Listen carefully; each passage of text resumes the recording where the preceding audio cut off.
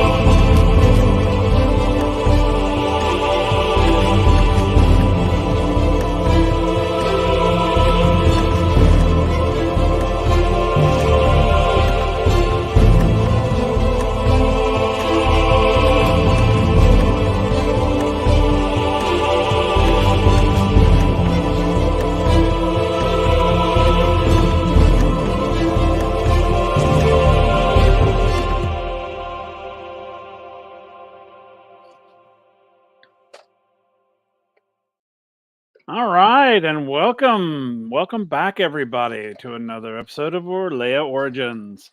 Of course, I am Will, our Halfling Wizard, the ringmaster for this group of crazy monkeys. We're gonna go around and let everybody kind of introduce themselves real quick, and we're gonna jump into some action pretty quick. So let's go, eeny meeny miny mo, and let's start with Kel. Hey guys, I'm Kel, also Celtic Wyvern King, playing Kieran, our ASMR Bard. And yeah, chance of action is a bit of an understatement. Oh, I forgot a question. What's something that your character's dreading? Oh, 100%. Kieran is like, oh, fuck this shit, I'm out. When it comes to seeing these three trolls surrounding us. Like, cause we got Greg's Kinku in between, like in the middle of us. We're just like, okay, who the hell is this bird? Where did these guys come from? What the fuck? It is funny that there is a random bird person in your party all of a sudden. Yeah. So if I recall, we don't know he's a Kinku yet because I think you were still cloaked up, weren't you, Greg? Yeah, he was still cloaked up. Yeah, you could see. I think you could see the beak. Well, yeah, we see some features, but we don't know fully. I'm saying, right. That's player knowledge, not character knowledge. But like the random person in front of us, or in the middle of us, surrounded by, and now it's surrounded by trolls. Fair enough. There's only 3 of them. Say surrounded by trolls. It sounds like there's like 12 of them around here. There's literally just 3. I would say it's still surrounded considering their size. We'll see. All right, we're going to shoot over to the other side, and I'm going to do a weird pattern tonight. Let's do Christian next. Hey everybody, Christian here. I play Mint Orcanus, the Goblin Bloodline Paladin, Oath of the Dragon, and let's see. Mint is, I think he's in full on. He's like I think we leveled up, right? Yeah, y'all are level 3 now. So he's all of a sudden even more connected to the draconic patron that I still don't know who it is. Yeah, I know. And so he's feeling pretty ready to fight. He's got this new sense of strength that's just swelling within him. So yeah, he's ready to go. Excellent. Lisa. Wolf on TikTok and Discord. I'll do where you can find me during outros. I play Willow, an Eladrin druid. And you know what? The trolls are an unknown at this point. I'm more worried about that cat dragon thing getting out of that tent. That's fair. I don't know. I don't think anyone else has seen it yet, but nope. I'm more worried about that thing. Fair enough. Yeah, no one else has seen the lovely cat dragon thing. Yeah, so that'll be fun. All right, Greg. Sorry, all the unmutes. Hello, my name is Greg. I am playing a mysterious bird-like creature whose name I'm not going to say just yet because we haven't gotten that far. So you can find me pretty much sitting on either Will's server or the Surge server. Surge is a TTRPG system. We'll talk about that later. Yeah, just really happy to be here. This is episode 2 for me, so I'll be able to talk more about that perhaps after this episode. All right, excellent. Taryn, welcome back, my friend. It's glad to be back. Hello, everybody. I'm Taryn. I go by Fluid Player on most online places you can find me. I play Bellinor, your Tavern Keep Paladin. We're just going to leave it at that. And he's scared of trying to figure out what the hell happened the last little bit that I've missed, but he's been unconscious.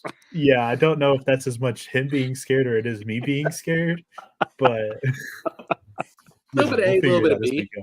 Yeah, a little bit of both, maybe. I don't know. Yeah. Yes, I've been playing Bellinor poorly, but I've been playing Bellinor for the past I'm few. sure you're doing fine. No. No, we've missed you, Taryn. Yeah. We really, I've been really, playing. seriously. I'm like, now I don't have to play this character anymore. All right. I got too many other things. I got too many NPCs I got to play now. And God knows what else is going to come rolling at us soon. And of course, last but not least, Nick. Hello, everyone. I am Nick. I play Varric Wolfspear Vigari, the Goliath Barbarian. I'll pull Lisa and say where you can find me at the end in the outros. Varric's mind is, well, let's see. He just went through gladiator combat to the death for the first time in his life. He just got gut stabbed by a dragonborn whose neck he snapped. His life saved by Kieran. Ran into by a weird bird guy, and then a hut exploded. So I think he sees these trolls and he's just like, sure, why not?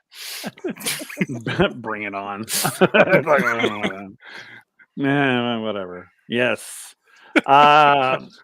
Excellent. And of course, I am Will, Halfling Wizard, the Magister Veritatum, or the Master Storyteller. I like Latin, so I thought I'd use it. Yeah, and so a little bit about what happened last time. A lot of crazy happened. There was a crazy, weird cat dragon that tried to eat Willow, but then she ended up feeding it a guard. It did say that it was going to see her again someday. Of course, Willow was able to get Bellinor untied from the stake. Soot was put in a barrel because he wouldn't shut up, and they put him in a barrel to try to get him to shut up, which I'm sure still didn't shut up, and that's okay. One game. Yeah, I meant to say mint. Sorry, not Soot. Yeah, I run two different games, and I get the names kind of start crossing over. So Mint was put in a barrel to get him to shut up, which didn't work at all. Like at all. Yes, we had, of course, Varric was fighting the Dragonborn, got gut stabbed, and of course, yes, did break the Dragonborn's neck.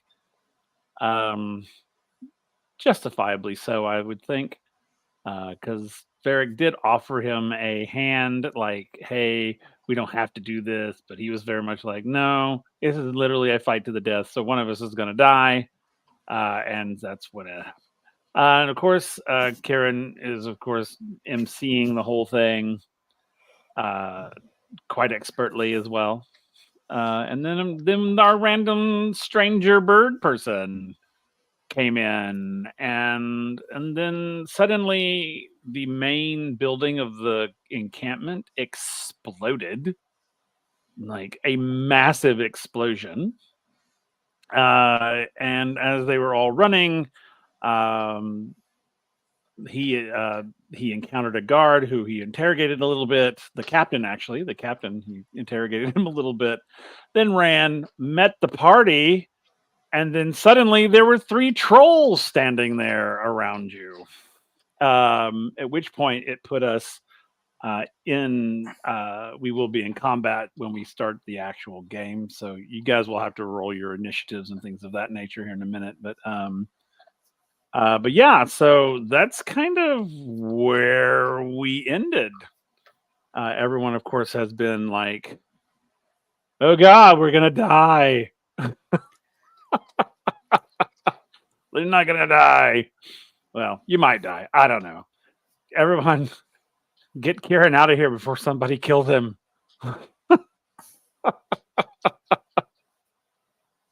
Poor Kieran. Poor Kieran. Yeah, so that's basically where we are. So we are in combat. Where you guys find yourselves is sort of like in one of the larger areas of the encampment. And oh, did I freeze up? I bet I did.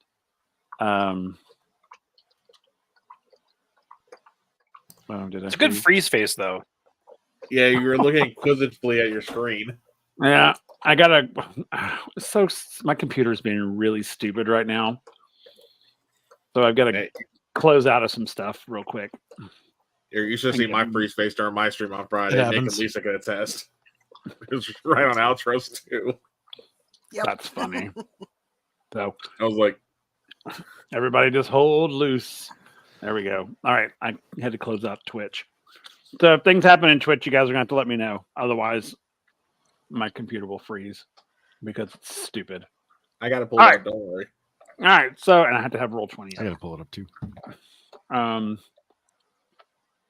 But yeah, so we are basically officially we are in combat. So if you guys want to go ahead and roll your initiatives in roll 20. I got that 20 for 23. Awesome. You should be able to put it in your turn spot there. Oh, hold on. Yes, I can. Okay, cool. I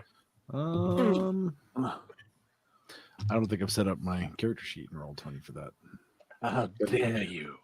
It's okay. No. You can just I don't roll. have You can roll awful- normally.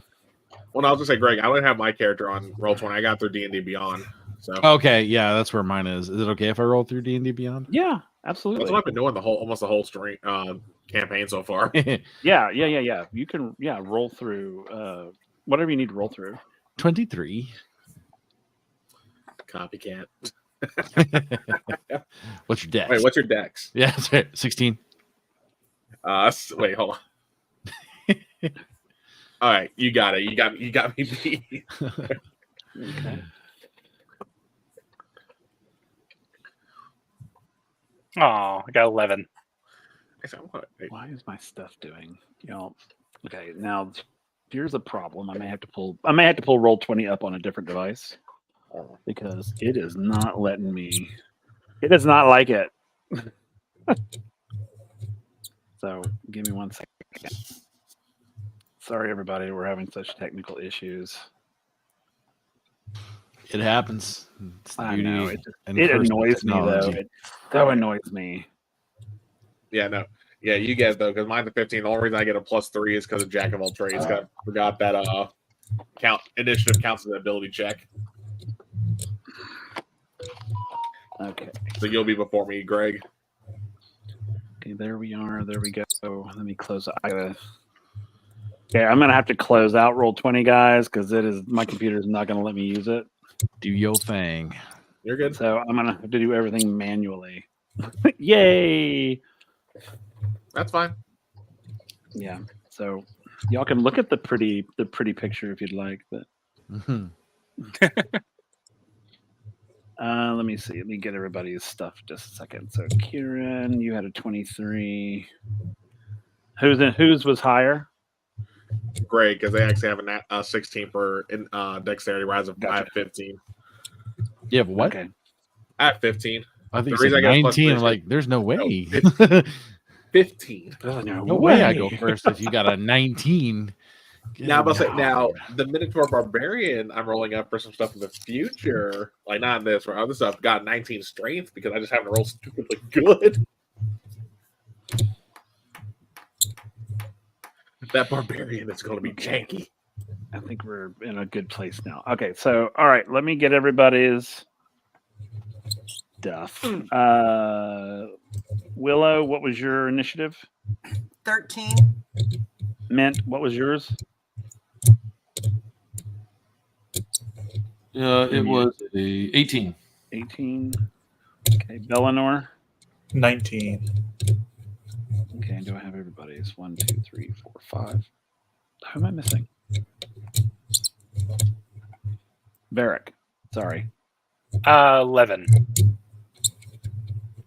Okay. All right. 1, 2,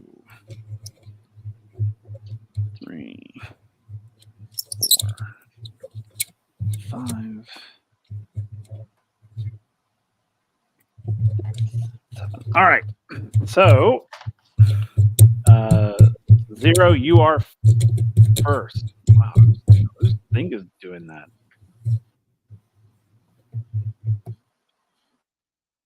Okay. Got it. All right. So, all right, Zero, you're up. You're first. Can you hear me? Sorry. Yes, I can. Oh no, you're good. I just want to make sure you could hear me. I was double muted and I was like, okay, still not muted. All right. So let's see. The first thing. So the first thing that Zero would probably do is he would look around to see what kind of exits are available to him. You can do roll an investigation or perception. I'll let you. You may do either of those. Alrighty. 22. Yeah. Well, you can. There are exits, obviously. It's like there are most of the where you guys are. Is it's sort of almost arena like. There is a large opening, what looks like a gate. It's closed at the moment, and the little entry like archway where you came in into this little area, but it's like crowded with soldiers and things of that. And then of course up above there you could like parkour up and go over, but there are guards and stuff along the upper perimeter as well. But there are ways to get out of here, like if you wanted to like try to parkour your way out. Yeah, so I think the Not first easy, thing that he would be interested in doing is trying to get a gate open. So would he be able to kind of follow the threads of the whatever mechanism would open this gate and be able to figure out where he'd be able to do that from, or if it's like a manual gate or It's a manual gate. Ah. It's a gate with a large, sort of the crossbar on it. Gotcha. Realizing that escape is not something that's going to be really easily feasible at this point, he's going to go ahead and pull out a dagger. Okay. And the creature to his south, he's going to turn to face, and he's going to try and dart around and try and kind of stab with his dagger right at the back of the calf. Okay. It was sort of like a sliding maneuver. Of course. I love it. You are welcome to do it. Try your That best. was a natural one. That was a complete and utter, like, you like run to do this really cool slide, but you run and then you drop and you literally just stop instantly. Like you don't slide at all, but you're like in the middle, so everyone kind of turns and looks at you. Even the trolls even kind of look down at you like what was that all about? Yeah. The cloak is like lifted over my head. I imagine I'm face down. And so the rest of you can now see what appears to be you were already aware that this creature in front of you had bird-like qualities. But now you can see like almost a full feathered body with sort of just like a leather sashayed vest. That's pretty much all he's wearing. No, a leather sashayed vest. Oh, he dresses so light. Okay. So with Zero now face down in the dirt, basically, so we will go to Kieran. After you've just witnessed this bird person attempt this this maneuver and didn't go over very well. So what do you do?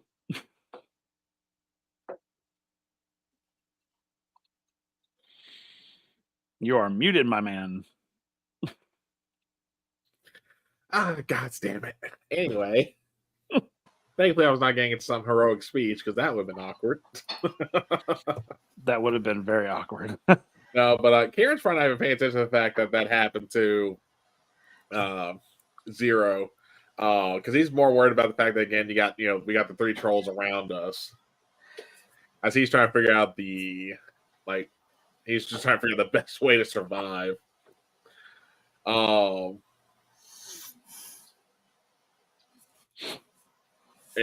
what I want to go ahead and do is the troll closest to me, so the one that like other three is on their own. Mm-hmm. I want to do Tasha's hideous laughter. So they need to make a wisdom saving throw. Okay. Let me grab that real quick.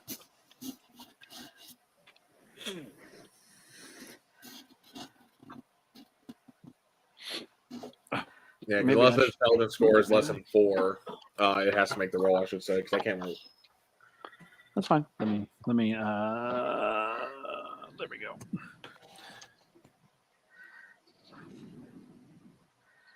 Okay, you said wisdom? Yeah, it's a wisdom saving throw unless their intelligence is 4 or less. Oh no, it's not 4 or less. You gotta figure That's about a- that. That's okay. That's a 9. Yep, they fail. Okay. So what So, occurs? because of all the things I chose to grab from Bellador's Tavern, I still have my loot. So, just gonna see. Karen just instantly goes to pull it and just plays just like a very like lighthearted melody, like very like quick, nothing like somber like that. And y'all are just gonna see this troll just literally drop to the ground and start laughing its ass off, like it's literally rolling in the grass and all that. All right. Okay. So yeah, he's like suddenly he's there and he's like, "Meh," and then he just starts going,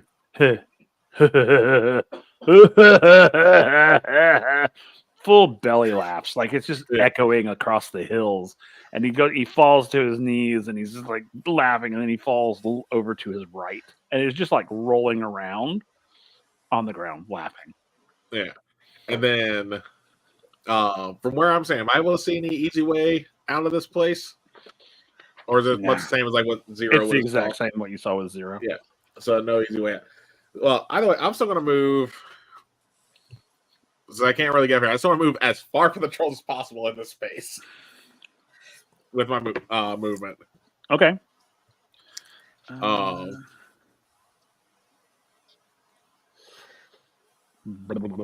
You say you turned off Roll20, right? So moving the tokens ain't going to do anything. Nah, I had to back out of Roll20 because it was messing up everything. Yeah, no, you guys want to make sure. Yeah, so yeah. So that's fine. I'm in theater of the mind, so I know you've moved far away, so you're good. Do not worry, my friends. And then so that's my move. That's my action. That's pretty much all I can do at this point. Okay. So we go to Bellinor. All right. Well, he's gonna look around and just see everybody and be like, "What? Oh, what?" And then he just watches a bird person just pretty much face plant right next to him that he's never seen before, and he's just very confused. Right. So what is it that we are doing here? Are we fighting? Are we running? Somebody say something. Fight! Great.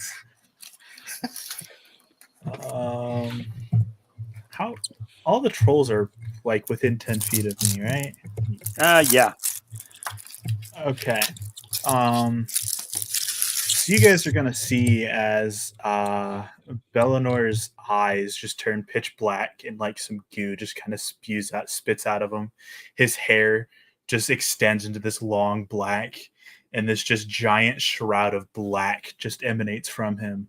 I'm going to use my necrotic shroud. I need all 3 of the trolls to make a charisma saving throw, DC 15, or they are frightened of me. Wow. That's a 2. Okay. I'm just rolling them all. I'm rolling them all on one die. So that's a 2. So they're all afraid of you. Yes. Okay. And let me make sure I don't have any bonus actions. See, and y'all are worried. Nope. That's it. That's all I got. Okay. All right. So as you do this, the two that are closest to you kind of start backing away from you.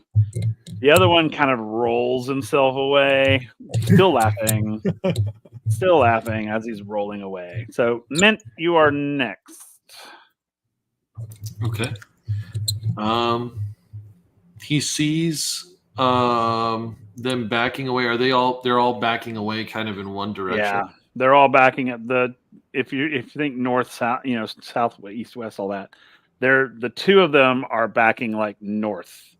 The other one's rolling like east. It's like to the right. If we're looking down on this, so you guys are sort of in the center. Kieran has moved far left. I can't remember if Mint was reunited with his goblin. Yes. He was? I think so. Did you give it back to him? I can't remember. I'm sorry. No, it was still on my hip. Oh, okay. So then, no, you don't have it yet. But you can see it. Okay. Yeah, I think you made a comment. We didn't actually act out the handoff, so it's still on Kieran's hip. Mint's gonna like walk over to Kieran, like in the midst of everything going on. I believe you have something of mine. Huh? What? Really? Now of all times? I kind of need it to do things like killing. Things like killing. That's fair, and I'll take it off. And like, how did you walk all the way up to me, or were you like kind of the midpoint? He like very awkwardly walked across the battlefield as they were scaling, like as they were cowering and like walking backwards. He notices that happen. He's like, "Well, I'm gonna just walk." Yeah, absolutely. I just didn't know if you were in handing distance or if I was tossing it. That's why I was. No, he like walked. He's like, All right, so I can literally hand it. I'm not tossing it. Got it. Yeah, so I'll hand it to you. I'm just like, thank you. Like, and Kira's still gonna have this puzzled face, like, really, you have other ways of killing, like in his head. He's not saying that out loud because he's seen you use elder, like spells. He looks at it and he just like smiles, and then like he turns to the thing. To the three trolls, and he will use the rest of his movement to position himself opposite of Bellinor. Kind of, if you would imagine if you would imagine the base of a pyramid or a triangle, and the trolls are the point, I guess. He's trying to like do that. I see what you're saying. Yeah, that's like they're the trolls are creating a triangle, and you guys are trying to get in between them, or you're trying to get like them in between you. No, he's going away from Bellinor, and he's going to activate. He's going to say, "And they spoke from the heavens, and they knew fear." And when he says fear, he'll use his channel divinity to use his dragon's voice roar, and they need to make a wisdom saving throw, or become frightened from him as well. And the goal is he's like gonna corral them into like just like a corner. That's a 16.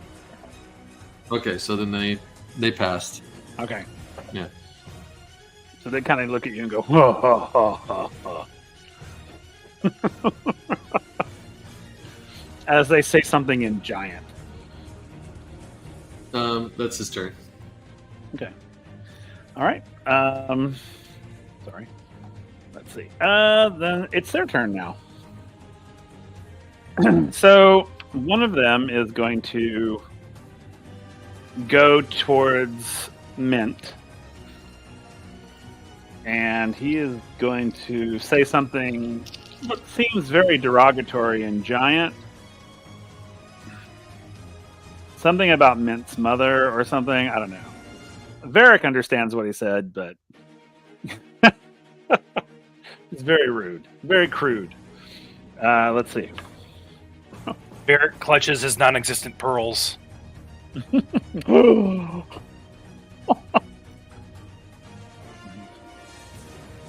Does an 11 hit you? No. Okay. So that he tries to like take one swipe at you. He misses. That one doesn't hit you either. The other swipe misses. So he tries one more thing. 16, does that hit you? That's a hit. Okay. As you take the bite, and he basically grabs mint in his mouth. Ah, minty fresh. And let me see. Okay, that's not too bad. That's only 5 points of piercing damage. As he just sort of like bites you, and then he like lets you go. He doesn't. It's not a grapple. He like bites you and kind of gets a nasty taste in his mouth, which it tastes like clean. So he doesn't like that. So he spits you out. The other one is going to go towards Willow.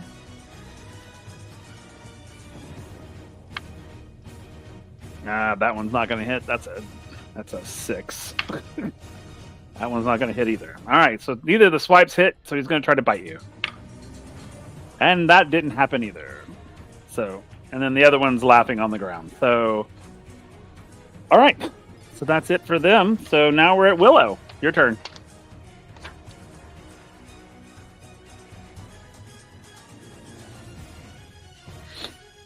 The one that just tried to bite me? Uh-huh. Perhaps? Okay. Okay. Sorry. So the first thing I'm going to do is face step out of the middle of the pack here. Get some distance. They have to make a wisdom save. The one that I'm within 5 feet of has to make a wisdom saving throw. Okay. Or be frightened. Oh, I think you passed that. Hold on. It's a 16. No, he passed. Okay. Okay. So he's not frightened, but I face step 30 feet away. Okay. And then I'm going to, on the one at the bottom of the, or top of the pyramid, or whichever you want to look at it, Fine. Yeah. I'm going to cast, get down to that one. That's a level 2, sorry. You're fine. I'm going to cast Moonbeam. Okay. And what does he need for that? What needs to happen? A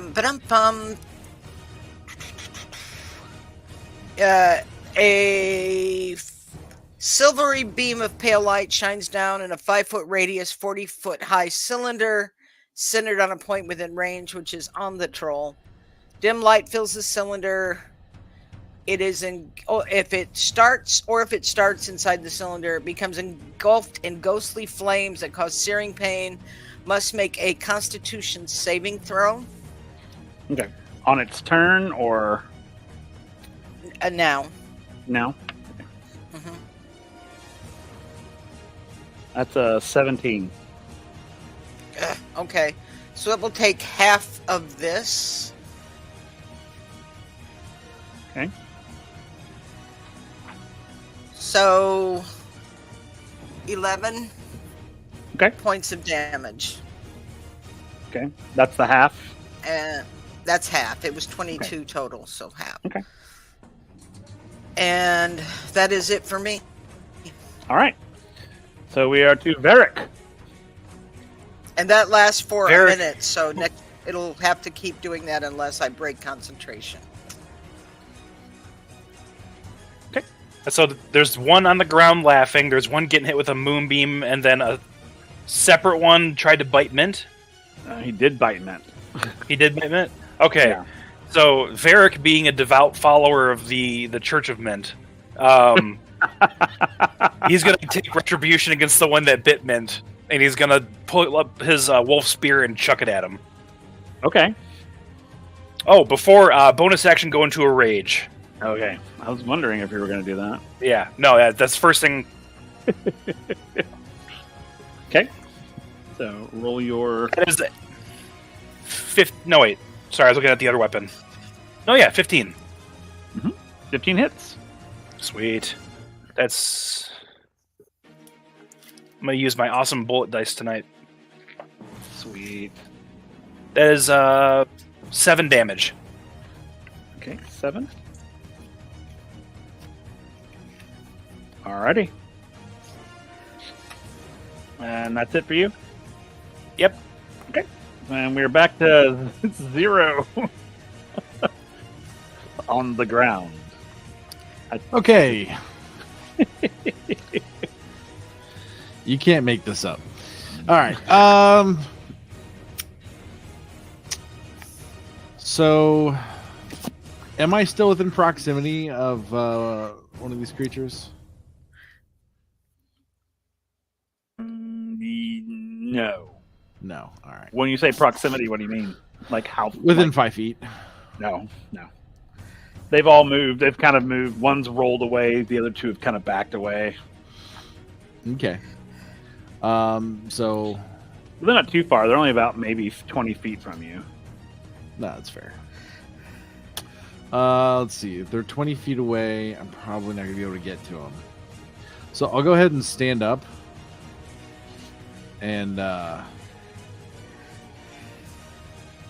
see. I'm gonna use my action to sheathe my dagger if you'll allow that. Oh, let me put this out in the world. Those Yeah. people who played with me before, they know this. Things like that are free actions. Like putting a weapon away, pulling a weapon out, it's free action. Okay. Yeah, I was gonna switch over to crossbow. Same thing with like potion drinking. Or shortbow rather. If you're gonna drink a potion, it's a free action. Gotcha. So I've had a short bow this whole time. It's very, very short. It's a Kenku short bow. That's been sort of strapped around. It's like this big. Yeah. So since my cape is already sort of unfurled, he's gonna kind of struggle to pull it off, and then he's gonna knock a bow, and then fire off a round at the same one that he tried to attack before. Okay, go for it. It's a 13. Yeah, nope, that misses. He like waves it off. He's like, Bink. yeah, like catches it, picks his teeth, There you tosses go. it off the side. All right, is that it for you, or do you want to move, or? I don't want to move away from these other people that I am around because I need to use them as shields. Nice. And Love this it. is why I moved. Love it. I need to use them as meat shields. He doesn't know these people yet. That's fair. Also, that's fair. Oh, cool. Sorry, I was reading a message. All right, Karen, we're back to you. Yeah, so now that I'm a good bit distance away, and I see that one troll still incapacitated from Tasha's hideous laughter, because that's not a concentration spell, right? Just double check. No, it is concentration, so never mind. I was gonna say I gotta make sure I stay focused on that.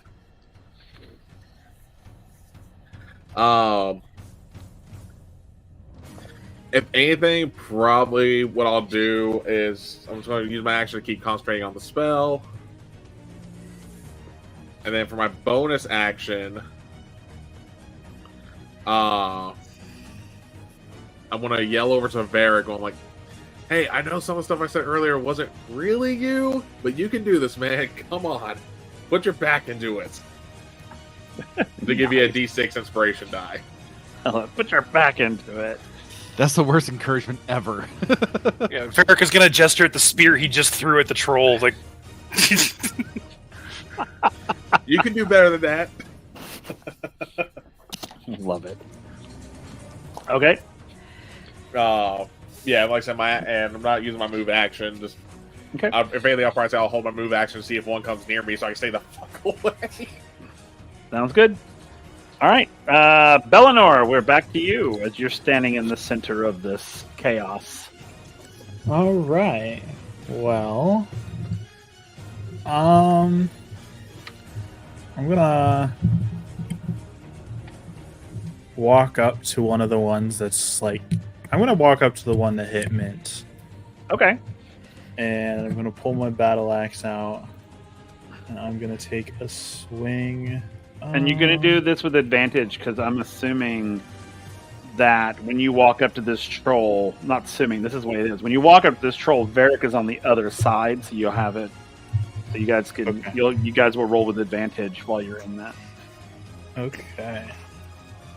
So I'll deal extra damage from that. Flanking. That's what it's called. Uh, Oh, I got some word. I'm not sure which one it is, but it's a word. Don't worry, it's a Monday. There. okay. Yeah. We're gonna take a swing at it. Okay. Oh boy, that is a 6. Wait, with advantage? You got a 6? Yeah. I roll a 2 and a 4 on the dice. Oh my god. You were unconscious for a very long time, so That is you're just true. warming up. You're warming up. Yeah. That is It's- very true. You it's a have concussion. been you have been unconscious for a couple of days. So it's like, wait, where am I? Who am I again? Yeah. Do I have special abilities? I don't remember. Okay. Is that it for you? Yep, that's it. That's all I got. You guys are doing great. You're doing great. At least they're still scared of me. I mean, That's true. That is true. Mint, we're back to you. What possibly could Mint get in trouble? Could he get into? I had a little bit of a lag issue here. Okay, so Mint is going to kind of be like, Mint thought that was going to go differently. Maybe Mint isn't as connected to the dragon voice as he thought. And then he just kind of looks down at the lizard shanker and he's like, Mint will just do what Mint knows best. And like he'll run up and the one that bit him that everyone else is attacking, he's gonna go and he'll slash at his calf because it must be pretty much pretty tall. Base of his calf. He's gonna hit him in his calf, Okay. and that's a nat 20. Ooh. So we're gonna Nice. So let me get my little calculator going here. Yeah, and just give it all to me at once you get it all added up.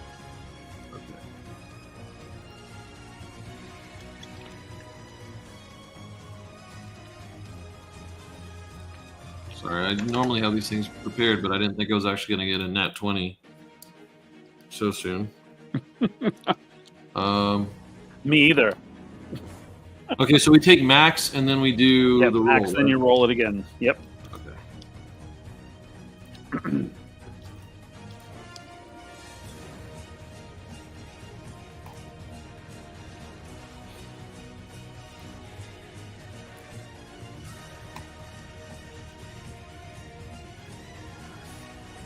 Okay, it's going to be a total of 41 damage to the calf.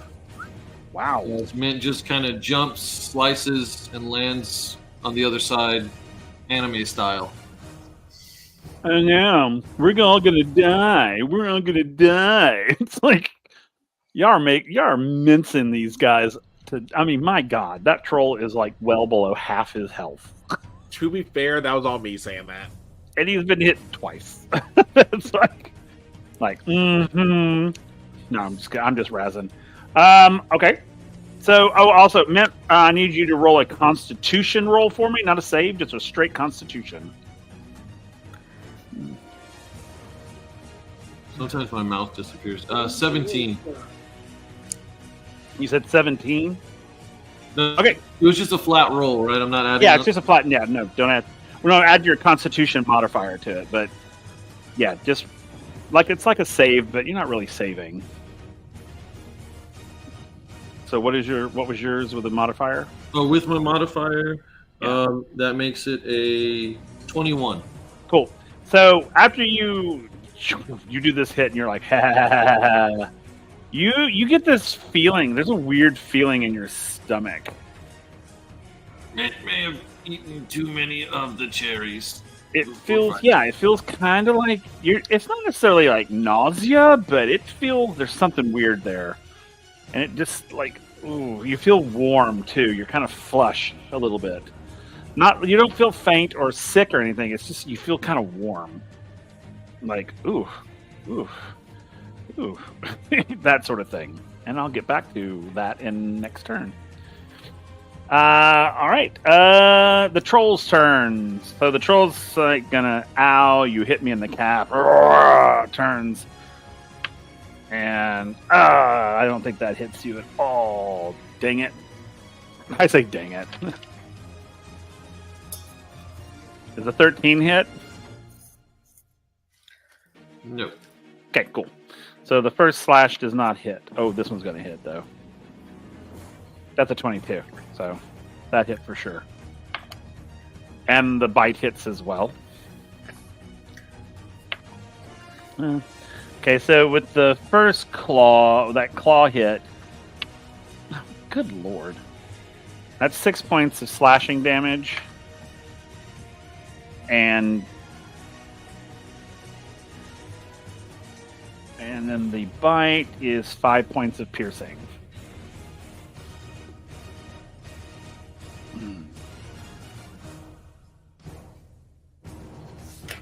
Got it. Okay. Then the other ones. Let me roll his thing. Oh, he is still laughing. And so over to where he's gonna go for. Sorry, let me see my makeshift map that I have here. Okay, so Kieran, you will see the other one walking. Is it Kieran? Sorry, it may not be Kieran. Sorry. Hold on.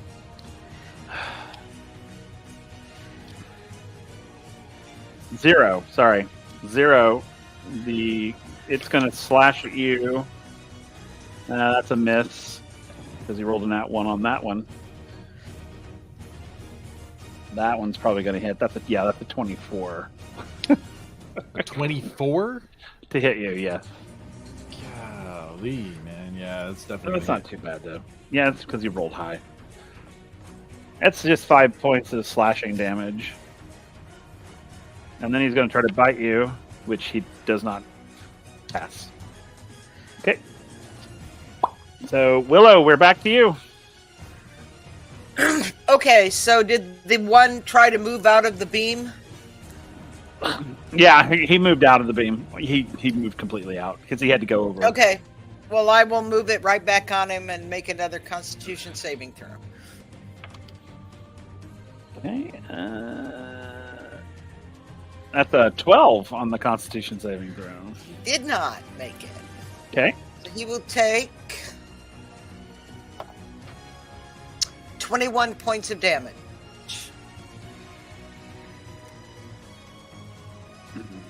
Okay. And that's all I can do is maintain concentration. So. Got it. That's Okay. it. Cool. So we go to Vedek. So Remember, you have advantage on this guy. Yes. He's going to pull out his axe, still slick with the blood from the Dragonborn, and dash at the troll that is in between him and Belenor, and he's just going to do like a run attack straight at it, just bellowing the entire time. Love it.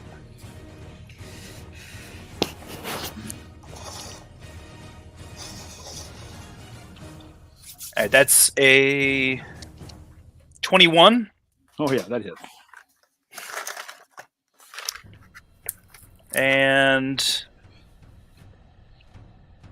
8 damage.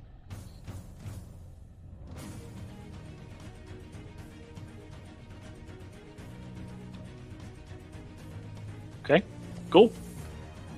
As it yells in pain. All right, back to 0. So you're like right on that troll. That troll's right on you, rather. Okay. So Jared's a little frustrated. He's made kind of a nuisance of himself so far. and he's just gonna like smash the bow on the ground, and he's gonna pull his blade back out, and he's gonna concentrate it for just maybe like half of a second, and it's gonna start glowing this slight blue hue, and he's going to go ahead and try and hit him for booming blade. Oh, excellent.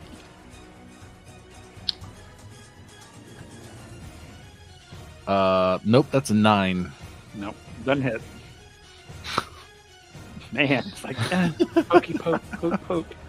Right. And so bonus action. Let's see. We're gonna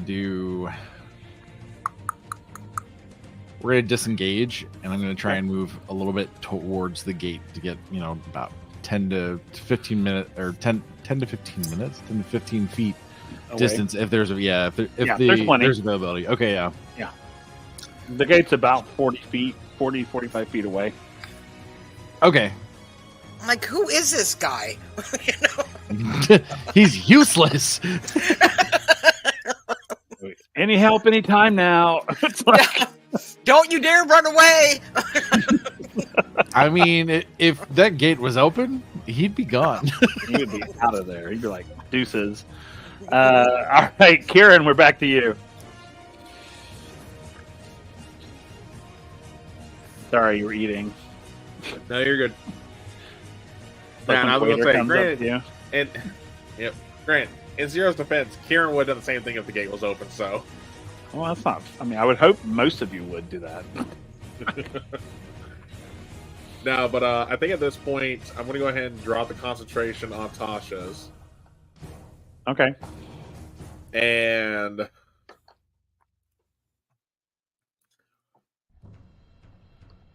I'm going to use the two that were on the top part. How close are they to each other?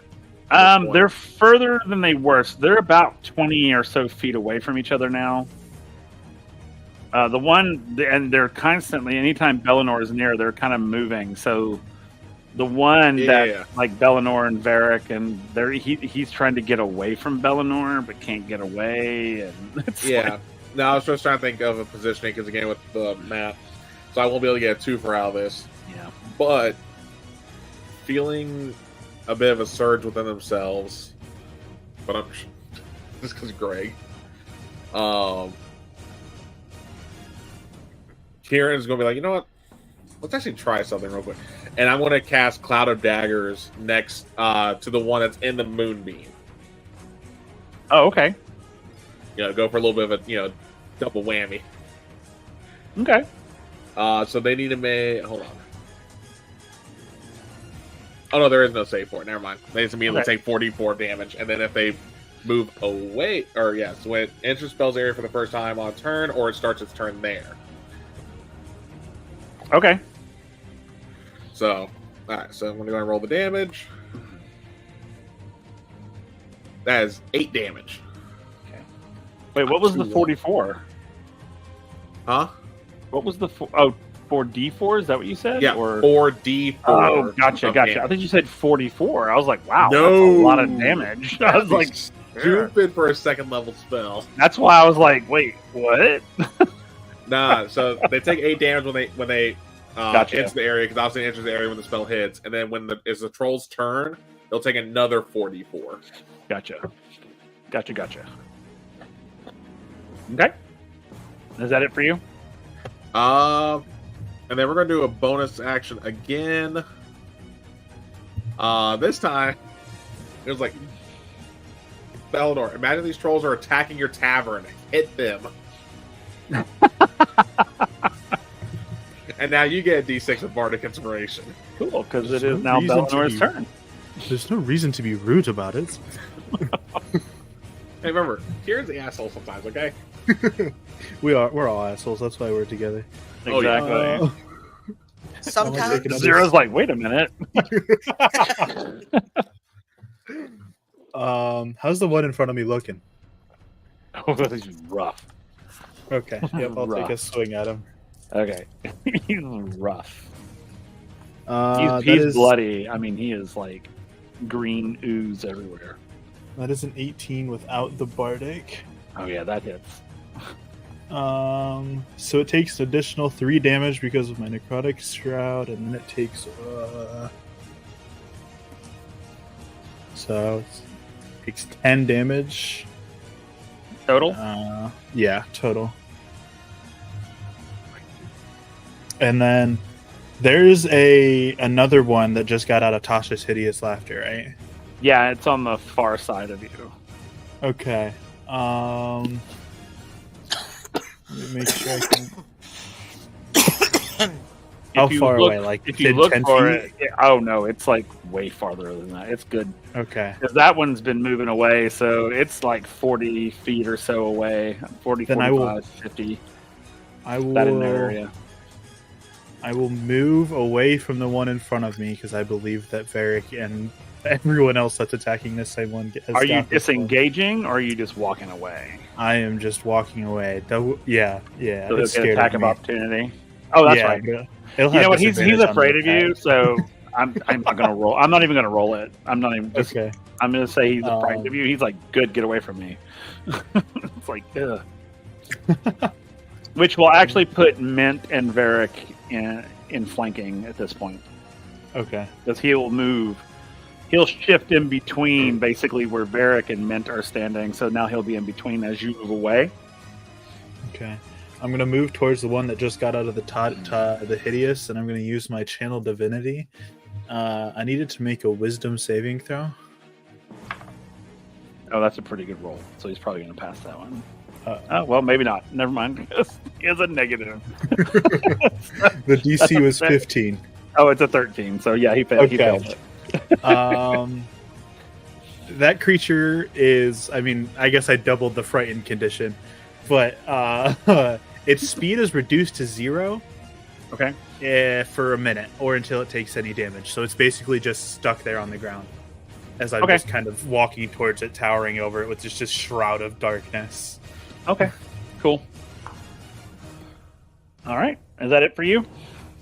Yep, that's all I got. All right. Well, let's go to Mint now. He's in flanking position with Varric with a troll in the middle. Mint is going to remind me what the other 2 trolls are doing. One troll is caught in a moonbeam and cloud of daggers. The other one is on the ground. He's prone because Bellinor's got him basically pinned to the ground. Okay. Mint is going to go for another swipe at the calf, and this will be a 19 to hit. Oh yeah, that hits. Okay.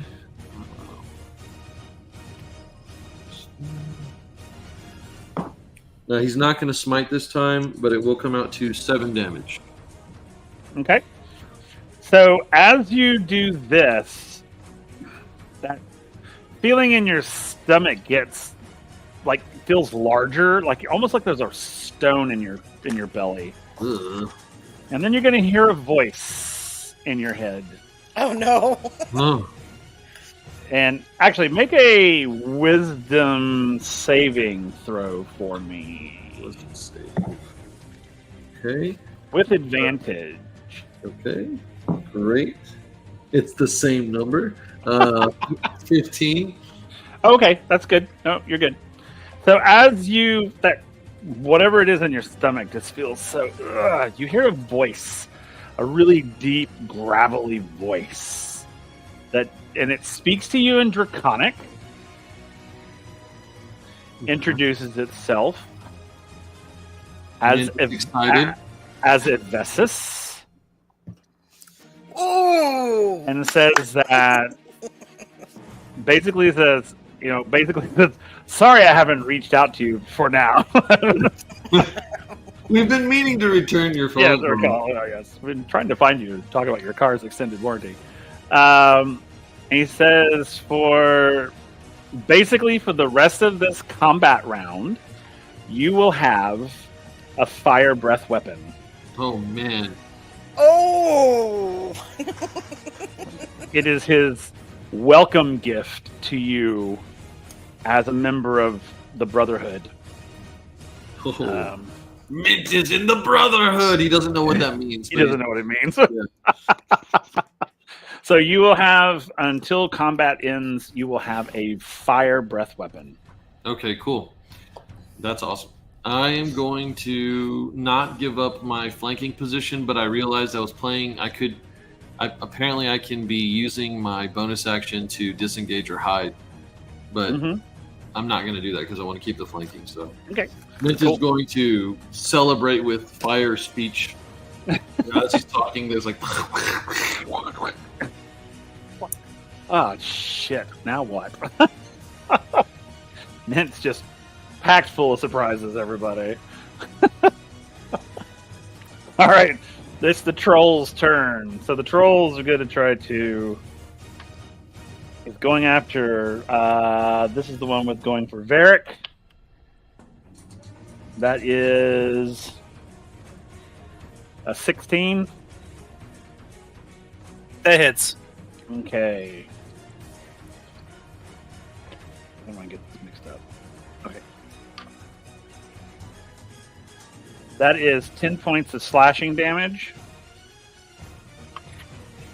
Now I'm assuming Okay. a 21 hits. Yep. That's 11 points of slashing damage. As a And then- reaction, can I use Stone's Endurance to try and shrug that off? Yeah, absolutely. As he sees that you're resisting. I rolled an 11. Ah.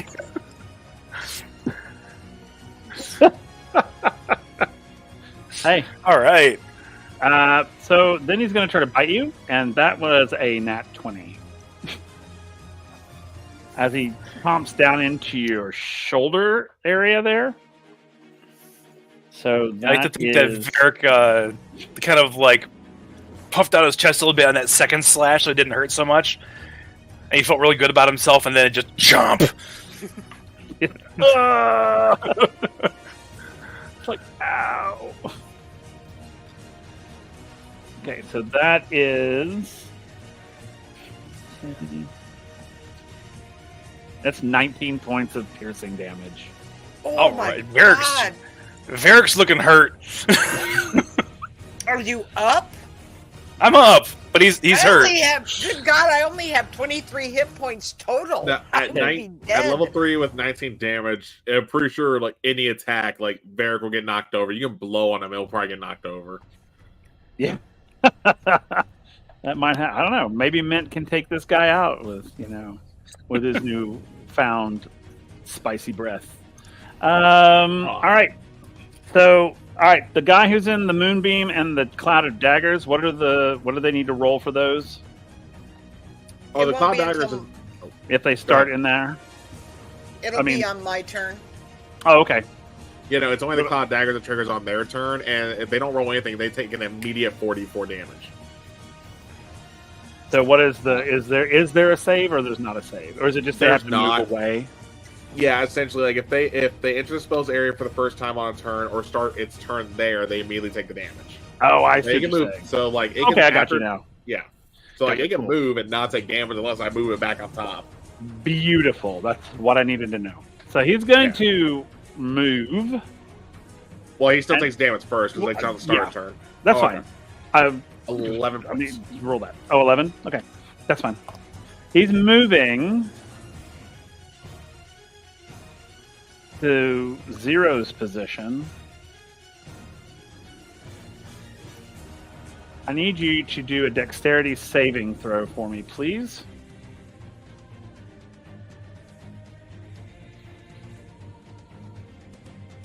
Sorry, who was that? That's 0. Dex save. Yes, please. Oh, thank gosh, good roll. 23. Let me roll my roll. Oh, well, that doesn't matter. That's a nat 20. So Well, for a 24. So as he gets to you, he literally reaches down and like picks you up and holds you in his hand. And then he's going to throw you. throw me where? at somebody. Okay. And that means, Willow, I need you to do a dexterity save for me, please. Oh man! Don't break my concentration. Not where I thought he was going to go with that. Mint knows how you feel. Honestly, not where I thought he was going with that. So I'm going to roll my attack. Oh yeah, I failed that. That was a nat 1. I was Oh, completely yeah, that's- unprepared. So, I have a question for you, Will. Yes. It's a bending of the rules, but it might make sense in this Okay. situation. Yeah. Tell me what you need. So I am traveling at a velocity that would probably do damage to me. I mean, if he threw me like that, Yes, he did. it's got to be throw you. substantial. Yeah. If I were to use feather fall as a reaction, would you consider that to be kind of like reducing the blow to both of us? Considering my will- Aryan, Right. I will. Here's what I will do with that, because that's Okay. actually that's fun. I will allow it, obviously, because it's badass. But I need you to roll me a D100, okay, and we'll see what percentage rate you hit. Because D100 is 46. okay. So with a 46%, only one of you will not take damage. Like no damage. Okay, So I need you to now roll me a D6. myself. Okay, Yep. D6. I've got what you guys both are. 5. Okay. So you will not take damage. Willow will take damage. I will, Sorry, I tried. I will cushion your fall. What do you mean, an African or European swallow? I'm that Dex check. By the way, I rolled a nat 1 and a nat 20.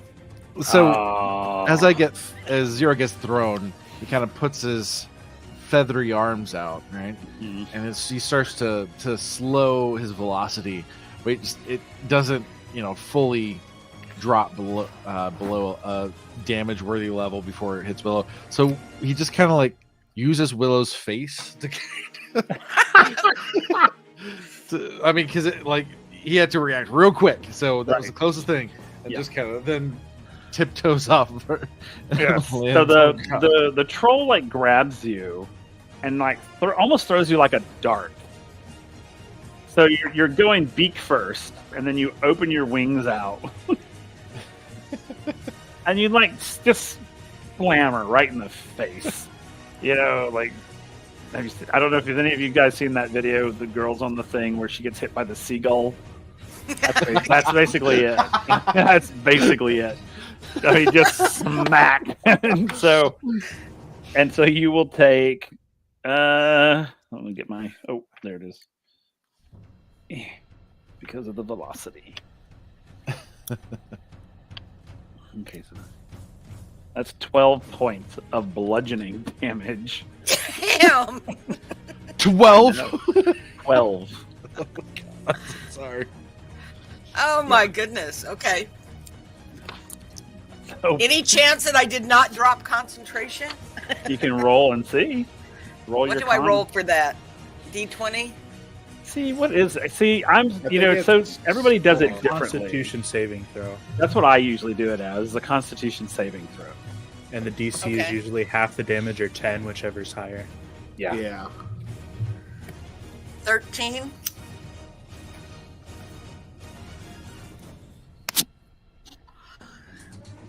I'm sorry. What was it? I'm sorry. 13. 13. So you saved.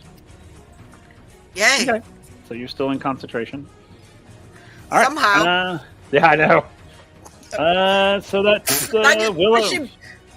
push him to the side as I'm still concentrating, and I will move Oh wait, that I didn't do moonbeam. the other one. No, he's prone. Never mind. I will Go move ahead. that moonbeam right back on him. Okay. So, Constitution sorry. saving throw. Oh yeah, that's a pass. That's a 19 on the die. Okay, So, so he'll that's take a- half of.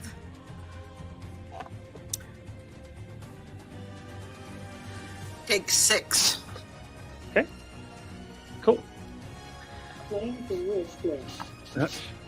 And I'll look at this new person like, what the hell? You know? Whose side are you on? I don't He's even just know like, you. eh. Love it. All right, Varric, we are back to you.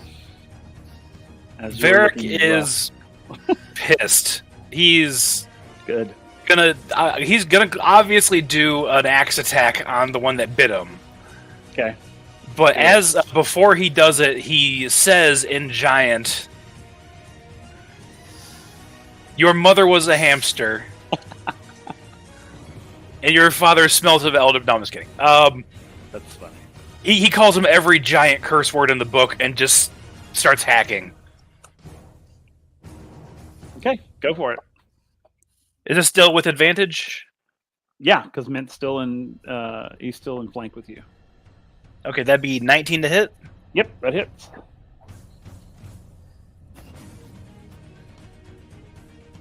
That'd be 11 damage. Okay. Do you want to describe the kill shot? So,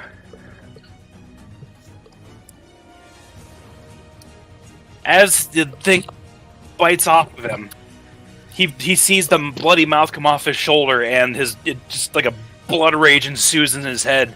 Switches hands and takes the axe and buries it right into his open mouth and throws him onto the ground. Okay, Maybe a couple extra hits for good measure, but you know. fair enough. Yes. All right, so we've killed one.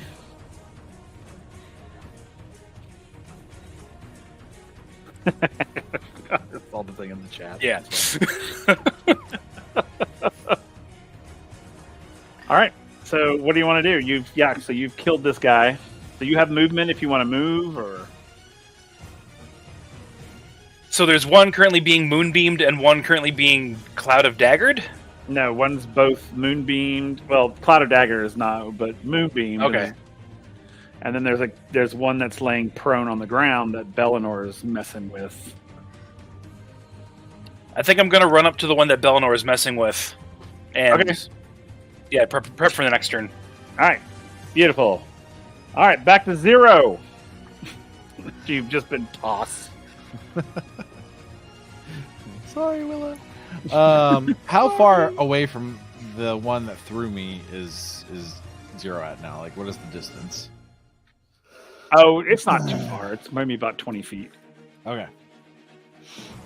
No, I'm sorry. It's further than that. It's 40 feet. Sorry. I was thinking about Okay. the other one. Gotcha.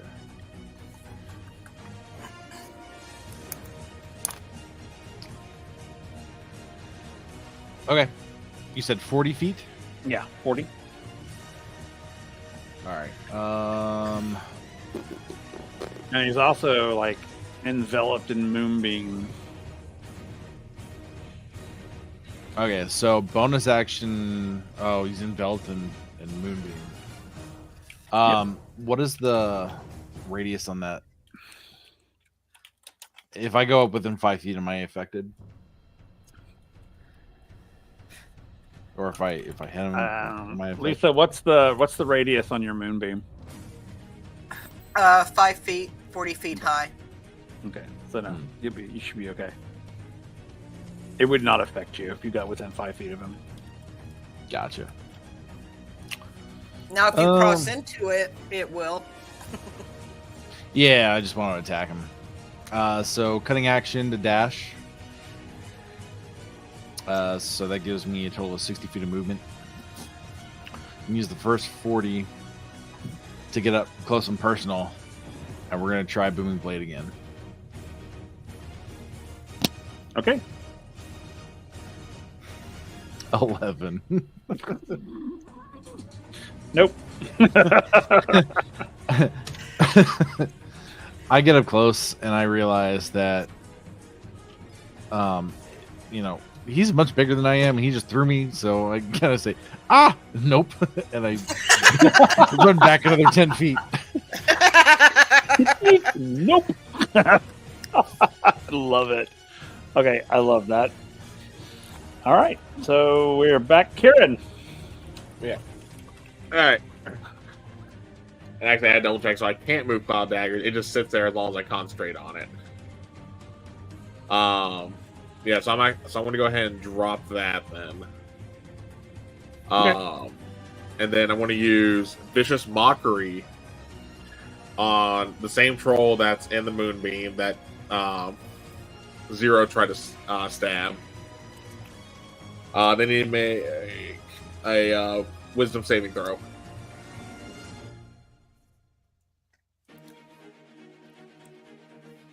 Okay. Oh yeah, he passed that. I'm pretty sure. What was it? Hold on. 17. Oh yeah.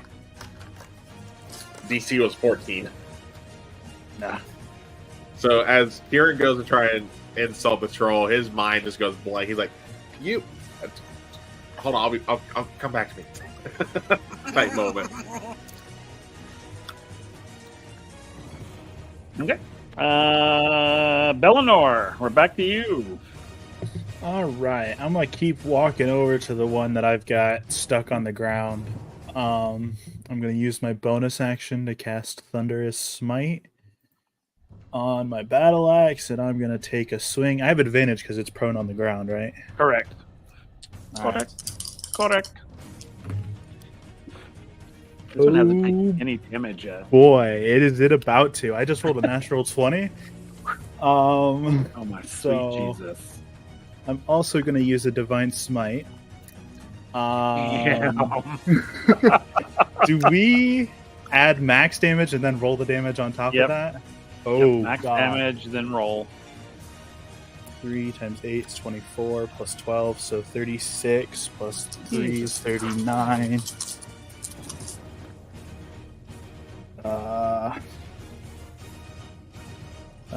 44, 45, 50, Jesus Christ. 52, 56 points of damage. Fudge crackers.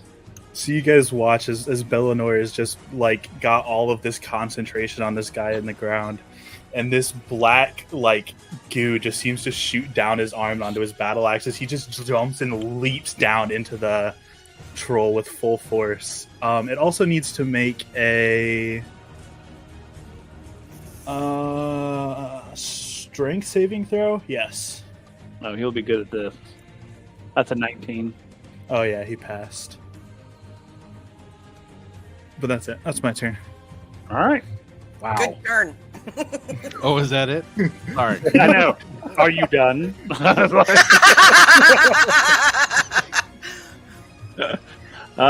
Mint, you're next.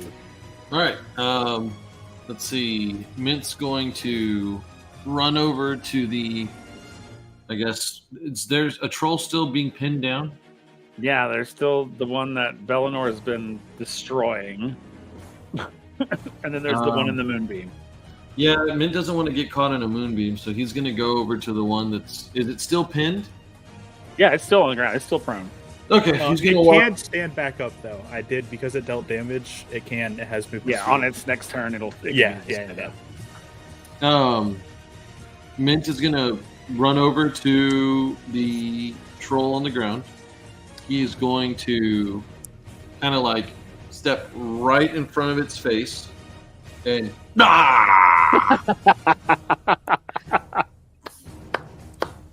Okay.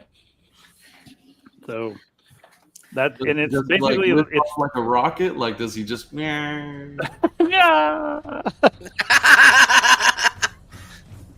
You may do whatever you want for flavor. We'll say that his little feet are like off the ground, like he has enough, yeah, enough thrust to just kind of. I love it. Okay. What do I need to? It would be the equivalent of like the breath weapon of like a young dragon. I just do a Young so red dragon. does the troll make a save? Let me check. I don't think so.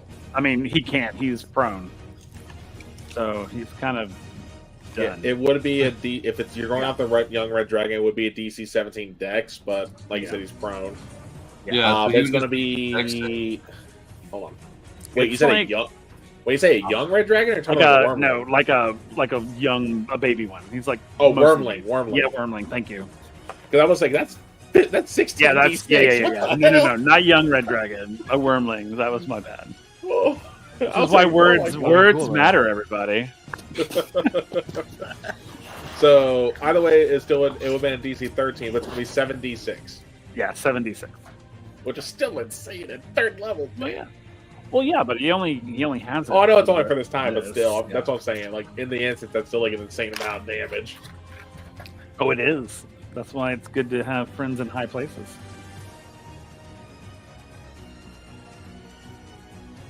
All right, 30 damage. How much? 30. Okay. All right. So, what does this kill look like? Well, he's blowing fire on top of his face, and I guess Talking the- like barbecue. yeah, the flames will just start to condense, around him, and you'll start to see at first it's like hitting the top of his skin, and then all of a sudden you'll see, I guess, flames starting to shoot out of his eyes, and now there's just skull, and Okay. when the smoke settles, you just see charred Okay. skull, and Just a skull attached to a body. yeah, Okay. All right. So. All right. So that one's dead. Mint will like burp like a little plume of smoke. Blah. Ugh. Love it. So, okay. So the one troll that's left, he passed the, was it Constitution? Yeah, he nat 20 on that. 4. Okay, so he's going to walk out of this moonbeam again.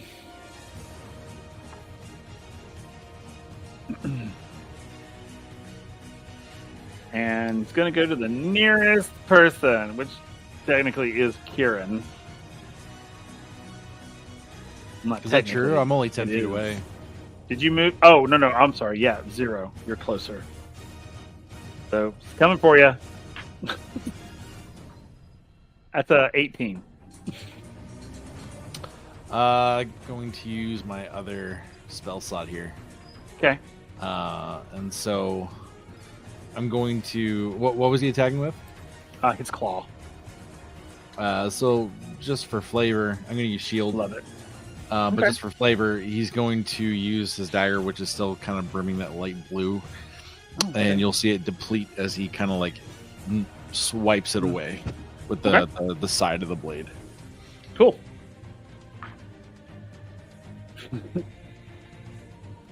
So That's a 22. I'm not gonna be able to block that. As the other hand comes around, and that will be. All right, I always have to look. That's 2. There.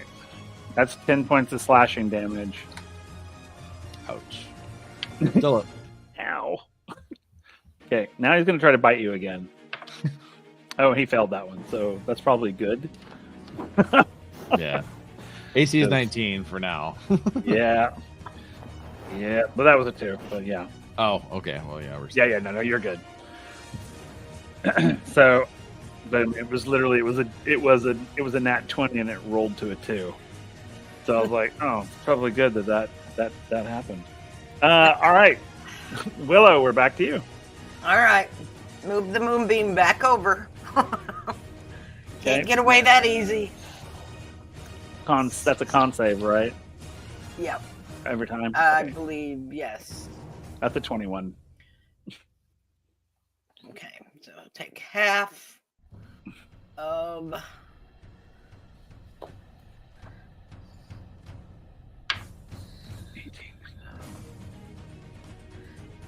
Nine. Okay. That's it. Okay. Still I need you concentrating. to Okay. As you cast, you're gonna. I need you to roll me a perception check, please.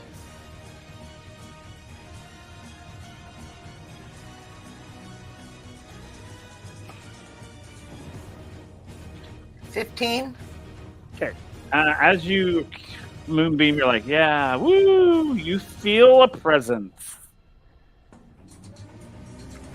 You know, it's like when you're walking somewhere and it feels like something's watching you. Oh God. No. Okay. So as you feel Is it this my presence, little friend? you hear this grumbling, growly sound. As you turn to look to see what's making the noise, you see our friendly neighborhood cat dragon up on the parapet, staring right down at you.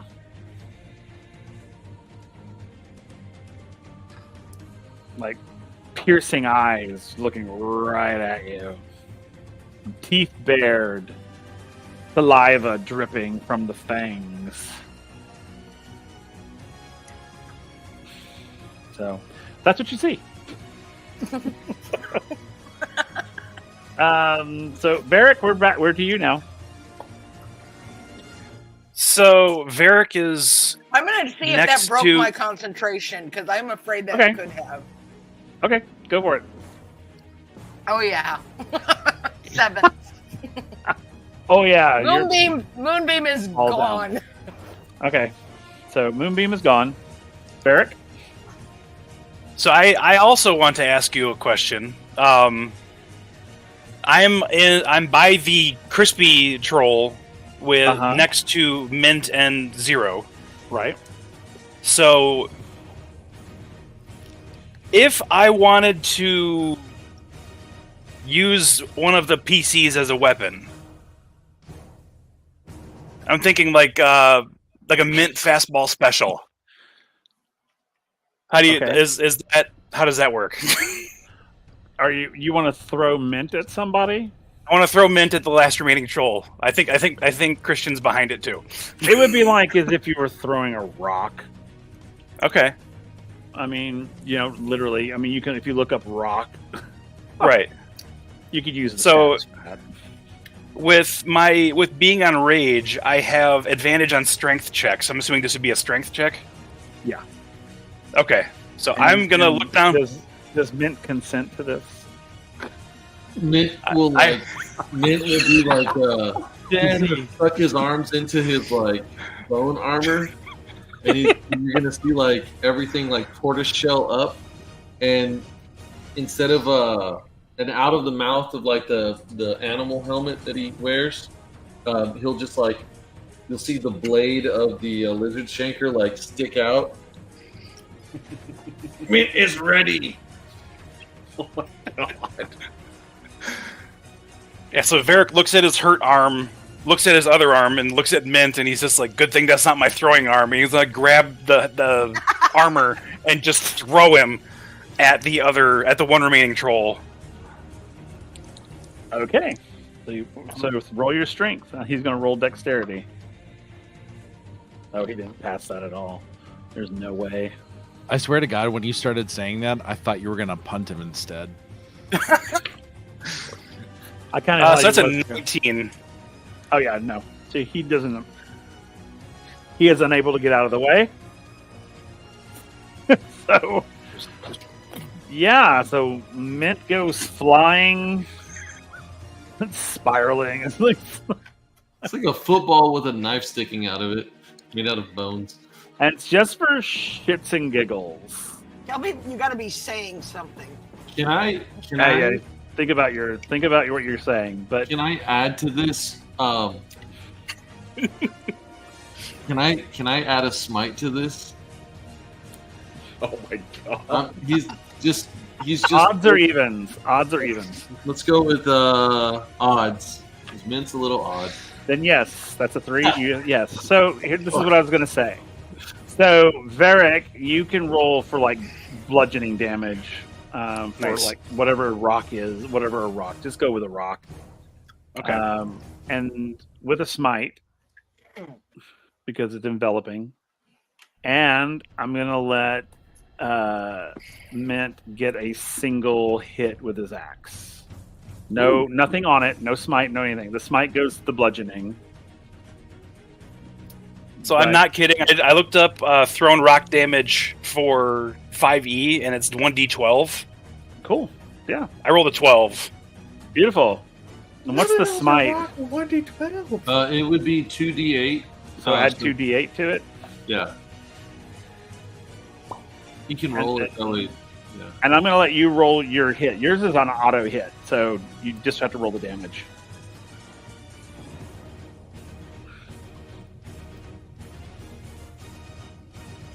Oh, I don't have to roll the attack. Okay. Nope, just the damage. It's an auto hit. Okay. That's going to be I rolled, so it's a d6 plus strength, so that's going to be 9 damage. Okay, added to...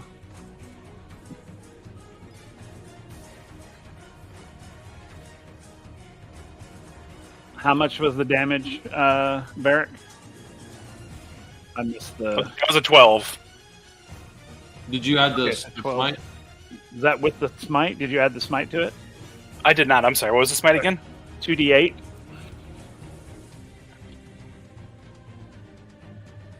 That'd be 11 damage. So 20 total. Okay, so describe this kill shot. Like, what does this look like? I want you guys to like, what does it look like? Because If you I know what it imagine looks like in my head, but I'm curious as to what it looks like in y'all's. a football like shaped thing made out of bone with a knife sticking out of it that's glowing. That's how Glowing. right? Like, cause it's. And then Nick, you can describe. I mean, what happens? That's what Mint looks like.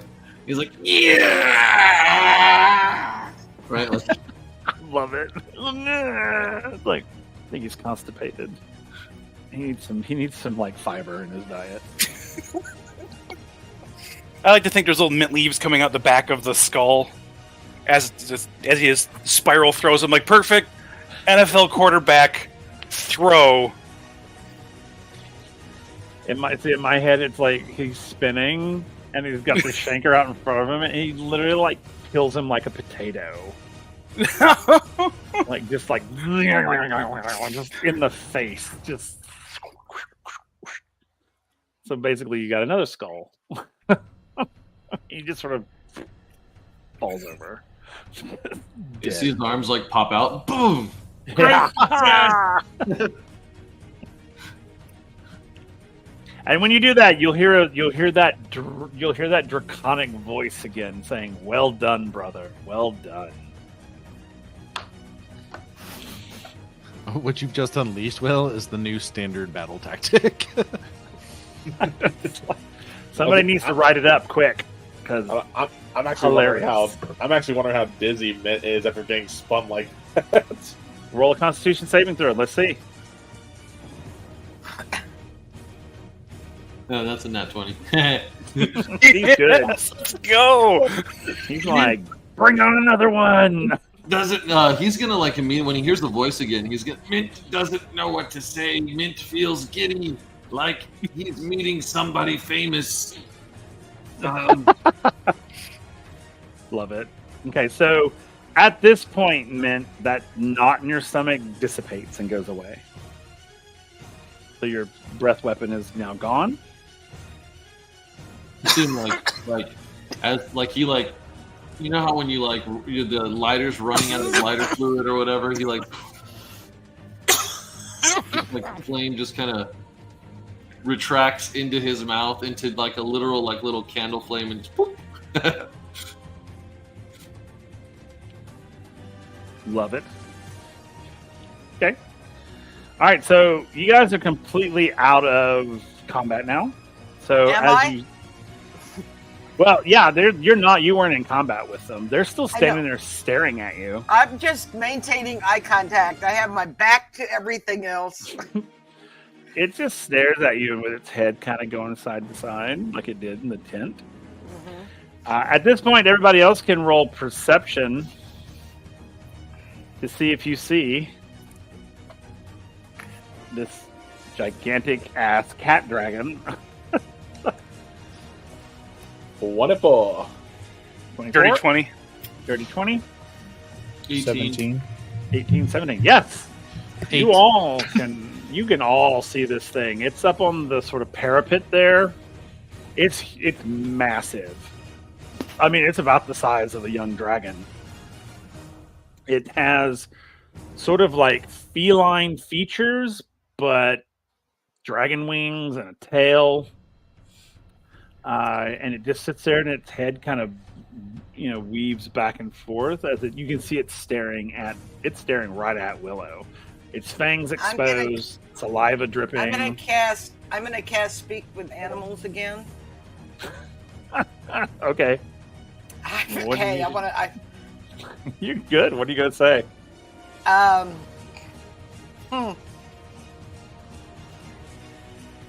You're free. Today is not the day. Roll a dexterity saving throw.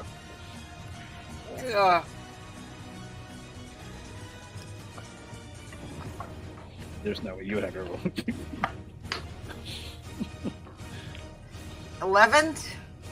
Okay, so as you say that, it lunges at you, and it grabs you and pushes you to the ground with its clawed sort of dragon paw, holding you to the ground. And everybody, you all see this happen. And I'm gonna say, all right, hold on there. Look, you could eat me right here, right now. Where's the fun in that? What are you gonna do tomorrow? It's like, thanks If for the you let permission. me- Gobble, gobble, gobble. You know what? But if I'm free and I gain experience and grow stronger, then we'll have a proper chase. Mhm. Roll persuasion. It's pretty high. It's gonna be pretty high. So we're out of combat right now? Yeah, you're out of combat. Okay, Varric is moving towards the one troll he threw his spear into very slowly and is going to grab his spear. Okay. 21. Okay. You see it looks at you. It doesn't say anything. It doesn't say a word. You can feel its grasp on you get tighter. Mint will call out in Draconic, Dragon, what shall I call you? I feel like it's Did weird I not give her a name last time? I don't know if I gave her a name. Did I? You did I it. didn't get one. Let me double check. I thought I gave her a name. Well, let me rephrase. You never said the name. You could have it in your notes, but you never told the name. Okay. Because no one asked last session.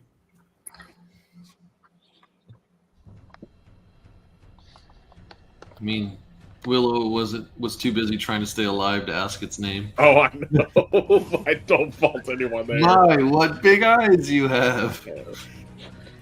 I tried to make conversation and just talked about how it ate one of my kind, and he remembered how sweet it tasted. Yep. Okay, so it says that its name is Felindra, and it's spelled Felindra. Felindra. Mint will repeat that in Draconic as he's remembering the name. And in Draconic he'll say, Mint is a brother of dragons, as per my patron Avestus. So when you say that, she will turn and look right at you with eyes of flame. She has these sort of colored flames that come out of her eyes. And I need you to, or I'm going to roll. I need you to roll a Constitution saving throw. And then while they're rolling that, when they say that, would I know anything of that name? He's saying in Draconic. Do you know Draconic? Well, no, I don't. Okay, I didn't know if invested. I didn't know if any names, like you know how some languages names don't change when they say the name. Oh no, I they didn't know if that was the changed. same here. Yeah, no, okay, no, doesn't no. this? Yeah, Never mind the- then. Never yeah. mind. That's 23. Okay, so as she turns and looks at you, you can feel your mind like burning, and it's pretty painful for the most part, but you're able to kind of stave it off. That's sort of like the it's almost like the power of your dragon deity is like fighting for you. So you're able to stave off whatever this is she's throwing at you. And she just sort of like her head kind of goes back and forth as she stares at you. And she extends her wings at full spread. And this is an extremely intimidating thing. So I need everybody to roll wisdom saving throws for me. Except for Mint. You've already done yours. Everybody else, though. Including Willow, including you. 14? 14, That's okay. that's a 7 for Kieran. Oh, 7 for Kieran. 22. 22 for Bellinor. 12. That is 12. 12. 12. And what did you, I'm sorry, Zero, what'd you get again? 14? Okay. So, all of you except for Bellinor and Mint have a sudden sense of dread and fear. More than I already have? More than you. Oh yeah, this is like if you think about like where you will literally soil yourself. That's not what you're doing, but imagine that type of fear. As this thing just radiates this when she opens those wings. And It like blocks out the sun for me. yeah. No. At this point, she has actually gone up, like sort of haunched up on her hind legs, and she's holding you in her claw. You are literally in her claws. She's sort of like thinning out this, whatever it is. And she turns and she looks at you, and she says, "Into your mind. Until next time, I will feast upon your flesh." And then she drops you, and with one flap of the wings, she shoots straight up into the air and disappears into the clouds. See, At Mint which had her end- right yeah. where he wanted her. At which point, everybody comes out of their fear. Once she's gone, you're like, whoa. So Kieran's obviously going to kind of shield himself from the gust of wind. You know that bit like when a helicopter takes off. You know how you shield yourself from the wind there, Right. type deal. And then I'm going to turn to me and go like, "What the hell did you say to cause that?" Mint, Like, Oh. Mint said some very brave words, and it scared away the cat dragon. I don't think that was fear that made it go, but okay. That's exactly how Kieran says it because he's just glad that thing's away. Right. Yeah. I mean, you guys have a sense of absolute. Oh my god. Mint's I'm just- not even getting up. I'm just laying on the ground like, oh my God. It Twice makes it like- in one day. Mint just goes, if not scared, then why run? Varric is going to rush over to Willow and offer her a hand to stand up, make sure she's okay. Man, one of these days, we need to have a talk over why things just choose to leave when they are that big. I know. So just so everyone is aware, there's still a lot of chaos happening in this camp. Well, yeah, most of it's probably Oh, even yeah. more on fire now. Yeah. Well, most of the camp is on fire, and it's Yeah. working its way towards you. As probably most of this camp has been already evacuated, except for you guys. So I'm gonna skitter over and pick up my bow where I threw it on the ground in frustration. And Zero's I'm gonna. going to. Okay, I'm sorry. No, go ahead. Go. And so he's gonna head over to Varric, who is obviously much bigger than he is, and just say, "You big." And he's gonna point over to the gates, the bar that goes across. Varric is gonna look at the bar and just look down at him, be like, I am rolling away from Varric and like saying, "No, remember, don't touch me." Don't touch me. "Oh, He's just gesturing. Is there any kind of mechanism at the top that would help raise the bar? No, it's literally. I'm gonna raise the bar. Yeah. No, it's literally just it's like one of those that they slide down. That's all Oh, it is. it's like a big log. Yeah, Pretty basically. much. I think Like a Varric's gonna go railroad over and tie. try and little John this log on his shoulders and try and lift it up." All right, roll that strength for me. Hey, where are you at hit points wise? Out of my maximum, I have 6. Okay, that's with disadvantage. Remember, you still have that bardic. You do have That's the true. bardic. Mint is gonna help him by giving him words of encouragement. You got this. It's too tall for me, but you can do it. What's Kieran's the not bar? even realizing. 15. Oh. So good. I was like, Kieran's not even realizing what we're still having moments. He's kind of just been over having the whole Woo-Saw moment over that. Actually, I can cast Cure Wounds. I still have one more spell left. So You're welcome to do that if you want to. as I give him his encouraging like football slap to the butt, like you got this, go get him. That's Can you reach his butt? Jump slap. lower calf, just His lower cat. There you go. Slap that calf. yeah. And, I'll hit him with Cure Wounds. What is that? A D6? I think so. D8 plus 4 if it's at level Yeah, 1. D8 4. Yeah. You can tell how rarely I ever heal anything. So Like, I only know because I was literally just looking at it because I still have 2 spell He's like, slots for it I'm not as well. healing anybody. yeah, I'm not it's healing like, anybody. this spell is for smite. This spell is for smite. Okay, so that's gonna be 11. Nice. And that's to Varric, correct? I'm Yes. assuming. Yeah. That's Can you it. imagine he gives it to somebody else? Here you go, Kieran. Like, Yeah. but. So he's got the log on his shoulders, and as Mint comes over and slaps him, like the bite wound and the claw marks kind of Wolverine themselves closed a little bit. Like they're still not fully closed, but it's not just gushing anymore. Okay.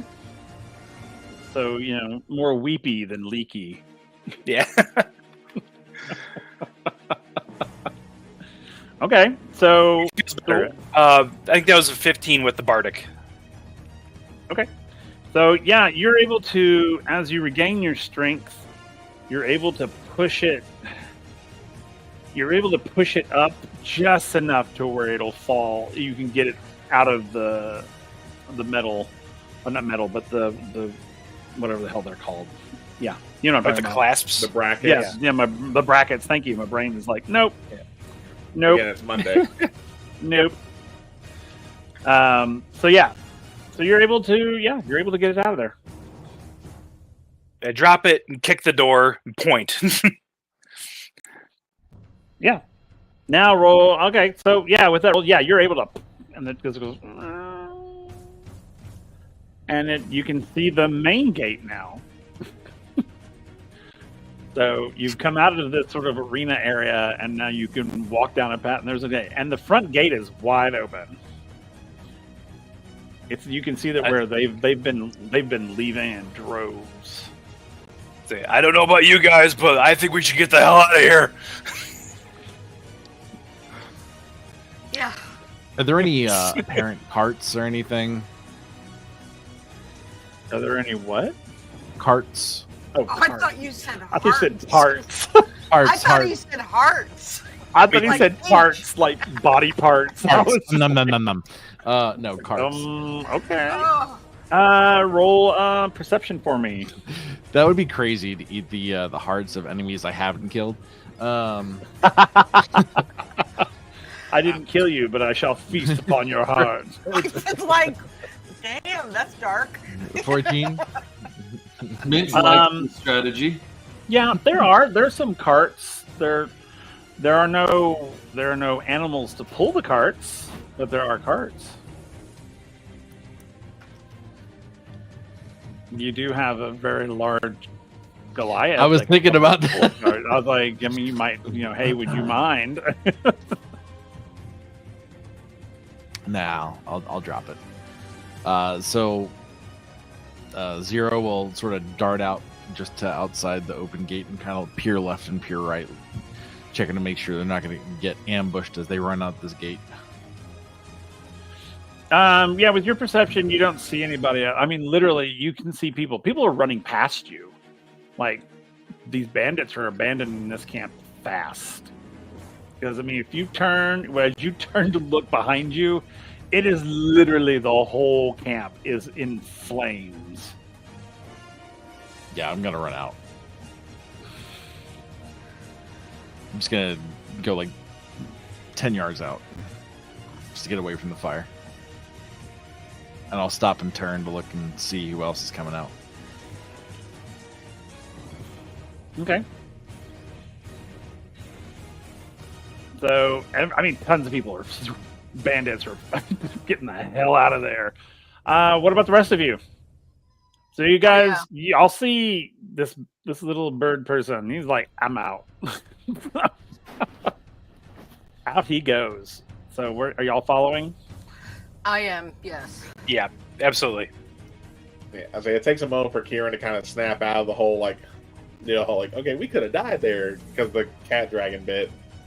And that's mainly probably, I guess I'll say, just one of the party ends up like bumping into him as they start moving. That's what kind of snaps him out, and then he'll follow suit.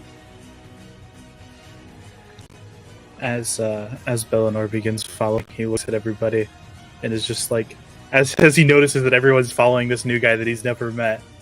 Who's the new guy? As he begins following them. Who is this new guy? I was like, I don't know.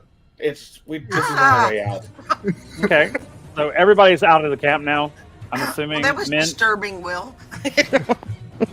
Hey, I rolled for positive or negative, and it was negative. I was like, oh, here you go. So yeah, so everybody's out of the camp. As you guys are getting out of the camp, this fire is just spreading fast because the camp's basically all thatched roofs and that sort of thing. So it goes up pretty fast. So as you guys are heading back down the path into the pass, the fire is so intense, it's like daylight outside. And it's like 10 o'clock at night. But it is so bright. It just lights up the entire pass.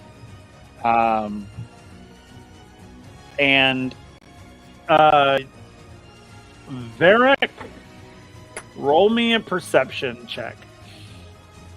Or Varric. I don't know why I call you Varith. That was weird. 13? 13. As you look back for a moment as you're all leaving, you see that the fire is actually spreading up the mountain. Oh, no. Oh, yeah. Okay. It's going quick, too. It's not... think of it like California fires. I mean, right. It's like... It's hitting that underbrush, and it's going. Yeah, Varric stops in his tracks as he sees it going up, and he is torn. He's looking at the group, his group leaving one direction, the fire going up in the other direction, and he's, oh god, dear, dear, and he's gonna take off up the mountain. Oh, okay. Everybody roll perception for me. See if you guys see Varric run up the mountain. Not me. That was a nat 1. I got Yeah, you're like, I'm getting the hell out of here. I got a nat 20 Well, for I 26. think she has 14? some. I think she has some PTSD related to fire, so she's probably Fair enough. like, oh my Okay. god, oh my god, oh my god. Okay, so what did 18. 18? What was it again? Kieran, I'm sorry. 26. 26. What about 0? 14. 14? Eleanor? Dirty 20. All right, so yeah, everyone except for Willow sees Varric turn and run up the mountain. Do I notice the fire that he's running after? Yeah, you'll notice that he's running like he's not running towards the fire. I think he's more running like going kind of parallel up the mountain. Yeah, kind of around the camp and up. Yeah. Yeah. So you Hold can on, see when- kind of going up and around. When I noticed that, I was going like, where is that psycho going? Now he's a psycho. Well, he's running towards a fire. If he's going around the camp, he's running towards a fire. Fair enough. With my people things that I do regularly, can I infer what he's trying to do? Like, you know, he's trying to find a way. Yeah, to you can roll. Yeah, if you want to roll insight, All right, let's see. anybody can roll that if they want. Anybody who can see him running. 17. Yeah, you can tell that. You know what he's up to. You know that he's a Goliath, and you know that the Goliaths are mountain people, Yeah. and so this fire's heading up the mountain. I will kind of yell after him as I begin kind of going after him. Okay. Do you have a plan? Are you just going Do to you put it out have with a your bare plan? hands, or I love it. Do you have a plan? Wait, did you say that Belnor was running after him? beginning to? Yeah. Yeah. So as soon as you were, I'm going like, oh, where's he going? What? Is that one out of their goddamn mind? Like, Kieran's wondering why everyone's running towards a fire. I don't know. So, what about the rest of you? Mint, you see Varric and you see Bellinor start after him. Mint is going again, and like he'll go up running full So speed. you see, and again, burn Kieran, you see Mint Mint running up the mountain. And Kieran goes, okay, that actually makes sense. I can't tell with him, so he kind of shrugs off Mint running. I will say, Willow, That's after on after a couple of minutes, you will realize that you have moved far ahead of the rest of the group, Yeah. and you'll notice that they're not with you any longer. Oh man, I'll turn around and start back. Okay, so as you start back, you'll see Kieran standing there looking towards the mountain. You'll also see off to the side, you'll see Zero off to the side because I haven't gotten to him yet. But as you get closer, you will see, like, you can't even see Varric anymore. You can barely see Bellinor. You can't see Mint at all because he's too small. So he's dashing underneath, like, bushes and shit. But yeah. So you get there, and Kieran's standing there looking up this mountain. And Lyra doing the whole, just, you see him just moving all over, and yelling. And then and Willow's right next to you at this point. And I was like, can you believe they're running towards the fire?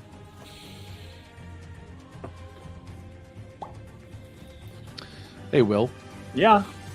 I need a reminder from last session. So the captain had told Zero a direction that Idwar was. Yep. Was that east or west? East. What is the direction of the mountain they are running towards? To the east. To the east? Yep. It is to the east. Funny thing about it is the party is actually going into these mountains. They have to go into these mountains anyway. So, in his mind, he's like, okay, I was just told Idwar's east. These people were in Idwar's camp, and they're going east. So he's going to take off and start following. Okay. So you guys will see the new guy. Yeah. Running up the mountain. And now he's running just like, again, Willow, can you believe this? So what is Willow doing?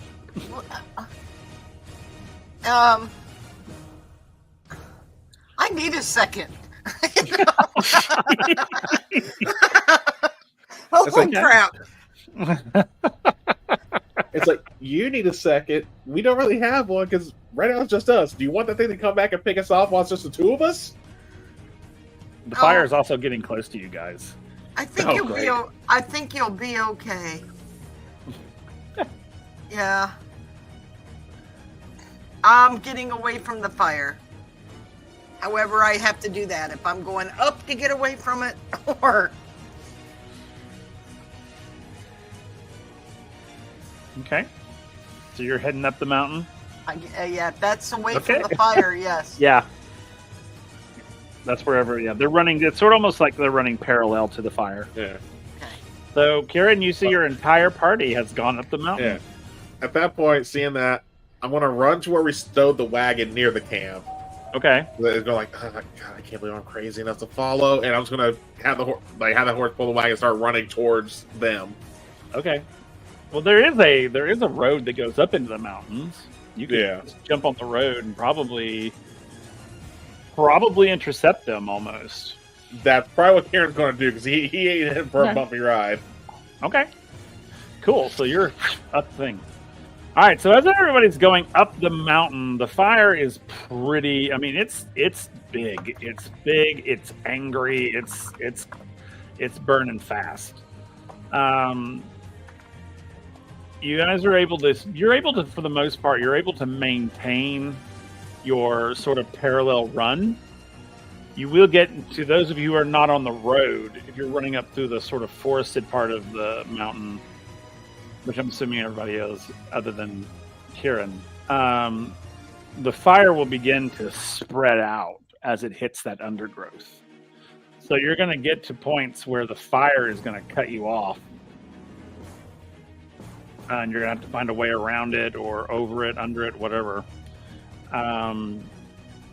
As you're running in, animals and such are running out, like to try to get away from the fire.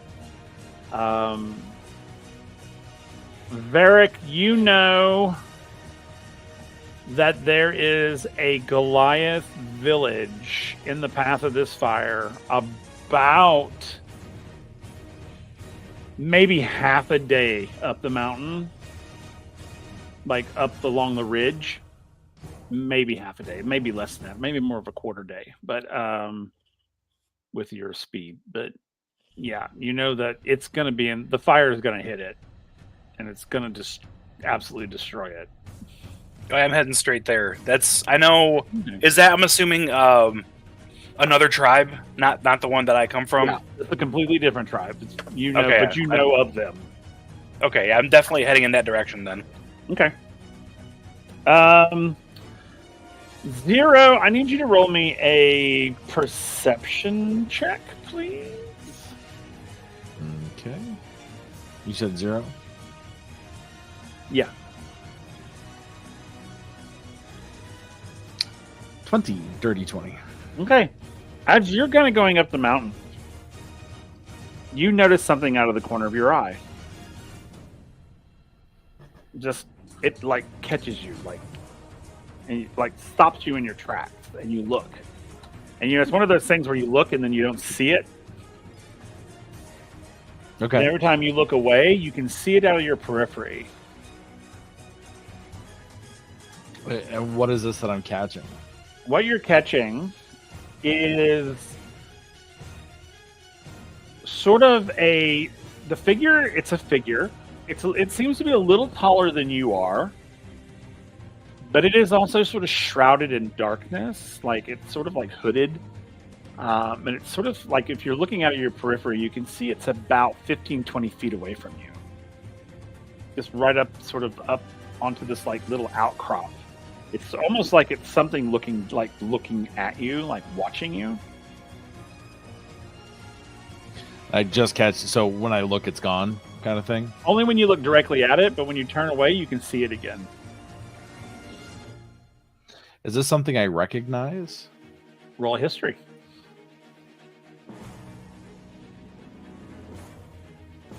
Or a religion. I'll give you either of those two. I already rolled history, and it was a 7. Okay. You can roll You can roll religion if you want to. Also a 7. Okay. Even with a 7, it's familiar to you.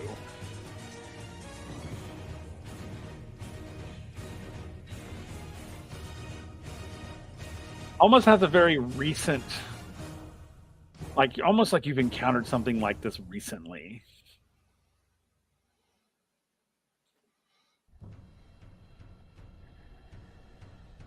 Is it something that would pull my attention away from what I'm currently doing? Oh yeah, it's gonna. I mean, for your particular species, shiny objects. Yeah. So I'm going to veer off. I'm gonna assume it's just like to the right or something. Oh yeah, you literally turn your right. You can go right up to it. And I'm gonna veer off. I'm gonna go and try and get up to. You said it was like kind of like a plateau, like an opening kind of thing. Yeah, it's like it goes up, and you can go up and around. It's like a flat area there, like an outcrop. Yeah. All right, I will get up there, and as soon as I'm in a dead sprint, and I will just stop suddenly as soon as I step onto that landing. Okay, the minute you step onto the landing, everything goes quiet. The fire's gone. It's almost as if you stepped somewhere else. And there's it's perfect moonlight falling upon this sort of circular outcrop. And as you stand there, just in pure peace, quiet beauty, you can hear the wind blowing through the trees, you can hear the night birds singing, and it's very calming. And then you feel a presence with you, standing in this sort of circle. And as you look down, you begin to see like runic symbols forming around in a circle.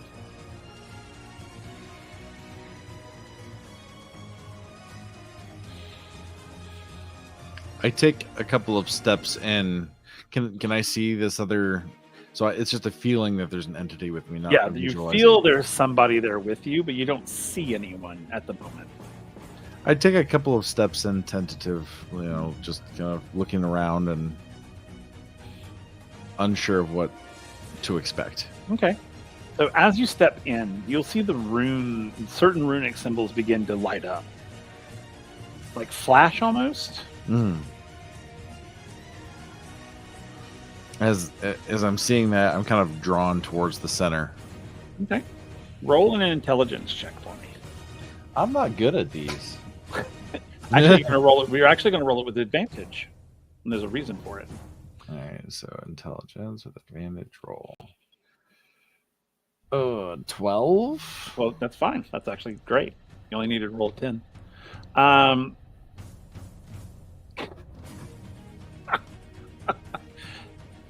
Perhaps, Blondie. Perhaps. So when you step in towards the center and those runic symbols begin to blink, it's almost, for one, you notice that it's almost like, not almost, it is. This is the ancient language of your people. Okay. And these sort of runics, think of it like a bird stepping like its foot into dirt, and it has that sort of 3 and the long, and there's different variations of that, sort of in a circle. And as each one, you're literally, it's like it's spelling out words.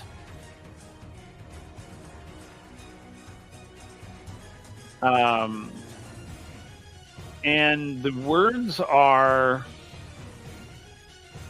or it spells out a word, and it's Noctalis, which is Noctalis.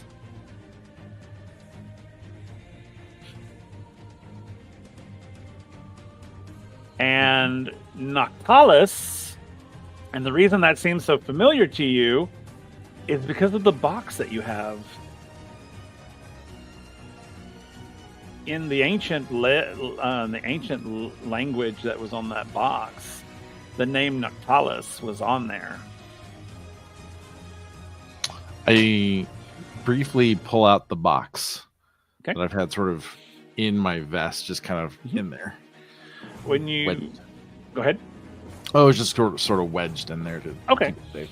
That's fine. So you pull it out in the circle. Yeah. Okay, cool. So when you pull it out, you'll see that the iconography on the box glows. It's almost like under black light. It's just sort of like iridesces.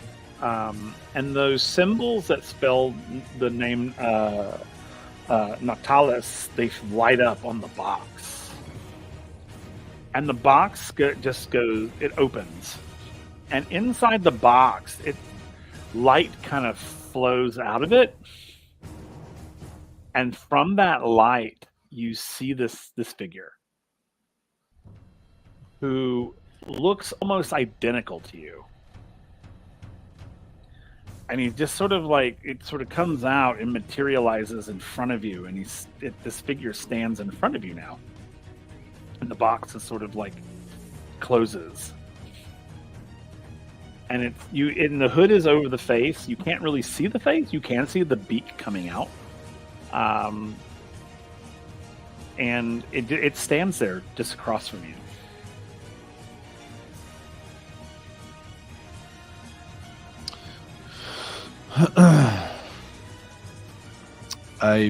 So Zera's going to raise sort of a feathered hand out reaching towards this figure.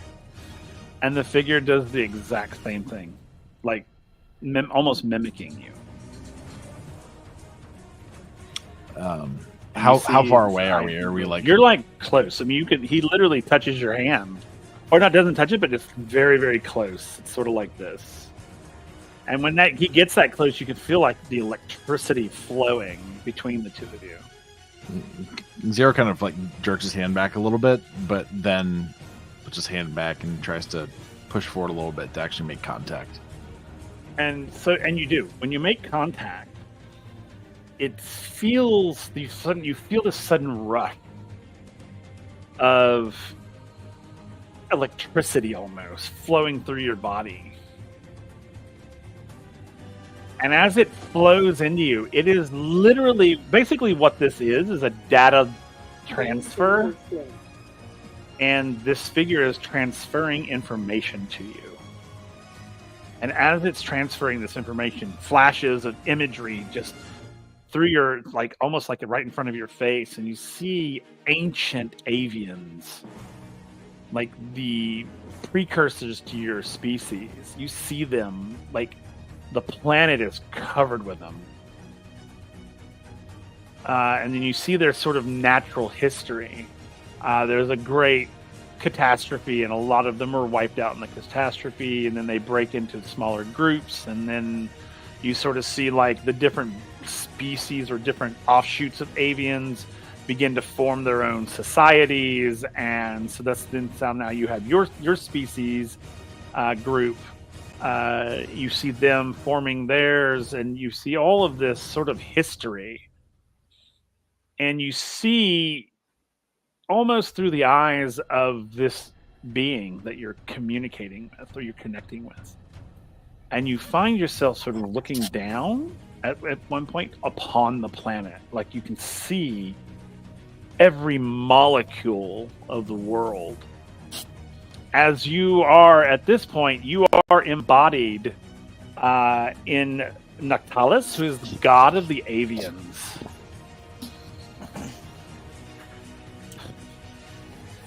And with this transfer of knowledge, one, you get an additional point added to your intelligence.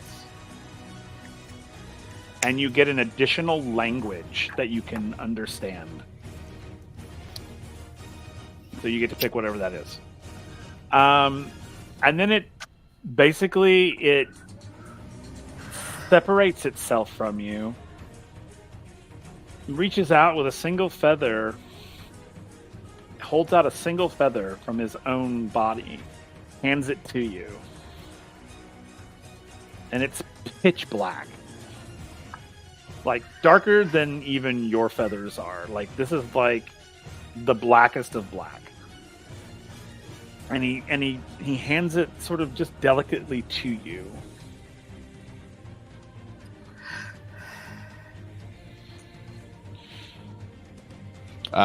Zero will take it. Okay. When you take it, the feather goes from that pitch black to this beautiful opalescent silver. And you'll hear a message in ancient Avian, which you suddenly understand. It says, "Go with these people.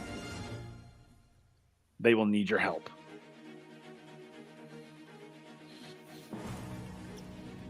Seek the feather of Blitzes the Loud.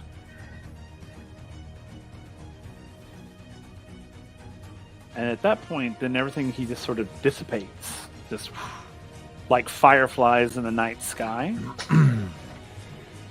which snaps you back to reality. And instead of fireflies, it is literally like sparks from the fire, like just sort of flying at you, because the fire is literally right down below you. Okay. Yep. And if you go up, you'll actually hit literally right above this is the road that goes along the mountain pass. So seeing everything transform around Zero, he's going to look and see for a path out of the immediate flame around him, imagining that the road above is visible and that there's fire on both sides of it, but it itself is fine. So he'll travel up to the road. Awesome. So as you get up to the road, roll a dexterity saving throw for me. Kieran, you do the same thing, please. 13. 13?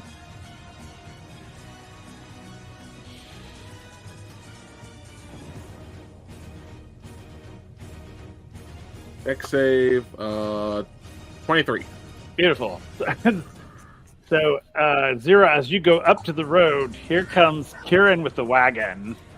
He's able to, see you, pull the horses off, and he just misses you. So, you see him, though, Kieran. So you see him come up through there, and you can see the fire coming up the hill. What I'd like to do is, as he's passing, I would like to try and fit my dagger into the grain of the wood and see if I can hitch a ride as he's passing. Sure. Let's roll athletics. I'm gonna let you do an athletics and include all that. Okay, 17. Yeah, absolutely. Yeah, you're able to snag your dagger into the crack between the boards. Apparently, sticks I got a in there bardic. nice and hard. Oh, perfect.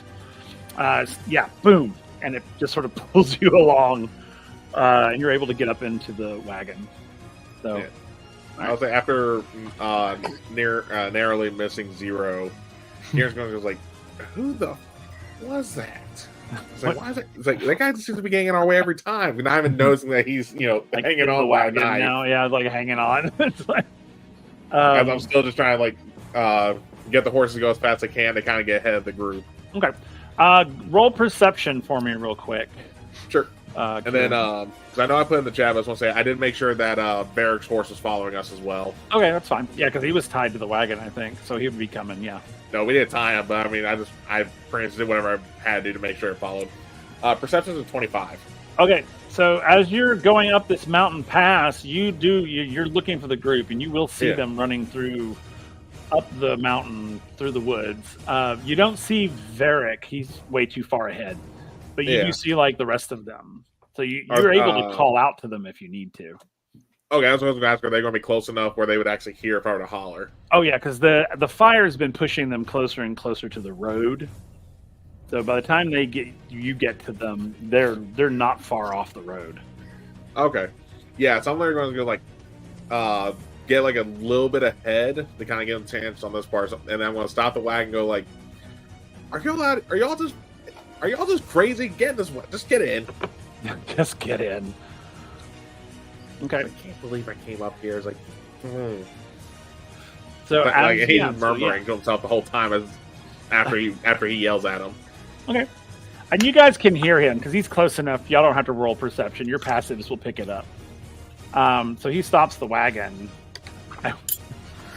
At which point, I'm pretty sure that poor Zero's like going this way, and now suddenly he's vertical, hanging off his dagger. So yeah, the rest of you can hear Kieran call at you. So what do y'all do? Mint will he'll run in the direction of the wagon. Okay. What about Willow and the rest? Y'all... I'm trying to decide because she's probably just in a blind panic right now. Fair. Would she be running towards the wagon or away from the fire, or is it the same thing? It's kind of the same thing. The fire Okay. is pushing you towards the wagon. Okay. Bellinor is following Varric. If Varric heads towards the wagon, Bellinor will head towards the wagon. But Bellinor just wants to make sure Varric will not be by himself. Okay, so Varric, what are you doing? I think he's in after the day he's had. He's just in so much of a single focused. I don't think he's clocked anything that anyone's following him. He's just running. He's Okay. knee high going up the hill, up the mountain. Okay. All right, that's great. So and Bellinor's following behind. So you guys didn't see Bellinor. You could see everybody else. You just couldn't see Bellinor or Varric. So they're continuing. But you guys continue up the mountain pass, up the road. Eventually, you guys in the wagon will get to the village first. When you get to the village is sort of very. It sort of has like these sort of log, like walls around it, and a central gate. It's more so just a village, more so than anything else. We're talking like grass huts and basically things. Think very like early on, like native peoples, the plains people. The fire is still coming up the mountain. You guys get there. When you get there, Varric, you will get there shortly after they do, and then Bellinor shortly after that.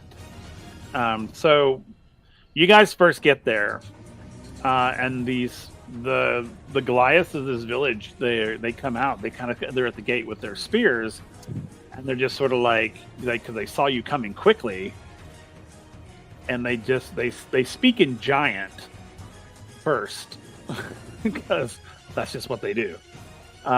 Basically, they speak something to you. I don't think any of you do. Any of you speak Giant or understand Giant? Not me. No. I am just celestial and common. What about Mint? Do you know Giant? Mint speaks Goblin and Draconic. Goblin and Draconic, that's right. And Common. But yeah. What about Zero? Do you speak Giant by chance? Nope. Orin, Common, and Whale. Whale. Primordial. I love it. And Whale. Okay. Seeing that you don't understand, they'll kind of look at each other, and then they speak in broken Common, because it's not their native language at all. So they don't know how to use it properly. So, but you're able to deduce that they're basically asking, "What do you want? Why are you here?" Mint will wave, and he'll point in the direction of the giant fire that's coming up the mountain. Yeah, I was gonna say, how far ahead of the fire are we? Like, how much You guys time are would it take pretty for it to burn far through? ahead. You guys are pretty far ahead. It would not reach because it's got to come up the rocky terrain. Yeah. It probably won't reach the village till like daybreak, Okay. and it's so- still like 11 o'clock at night. Wouldn't they be able to see the glow? Oh yeah, they can see the glow. Yeah. But they don't seem to be alarmed by it. Mint wants to tell you that this is not a really cool party. They don't understand you at all. Yeah. They're just like, Well, Mint tried. yeah. They caught a few of the words, but they're sort of like, Yeah, I say as best as I'm able to relay, let them know that a member of our party, and I'll describe them so they know that we are traveling with a Goliath, because that might help them lower the spears just a little bit. I mean, you technically could use his name. They might recognize his name. Yeah, I mean, I'll say his name too. Yeah. Okay. I think I'm going to regret that now with Nick's reaction. So when you say Varric's name, Yeah.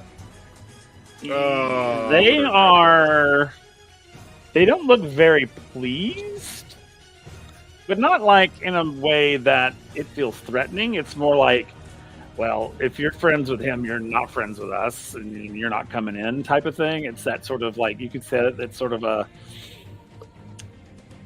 Yeah, well... Probably wasn't the best thing to say. I also didn't say we were friends. I said we were traveling with.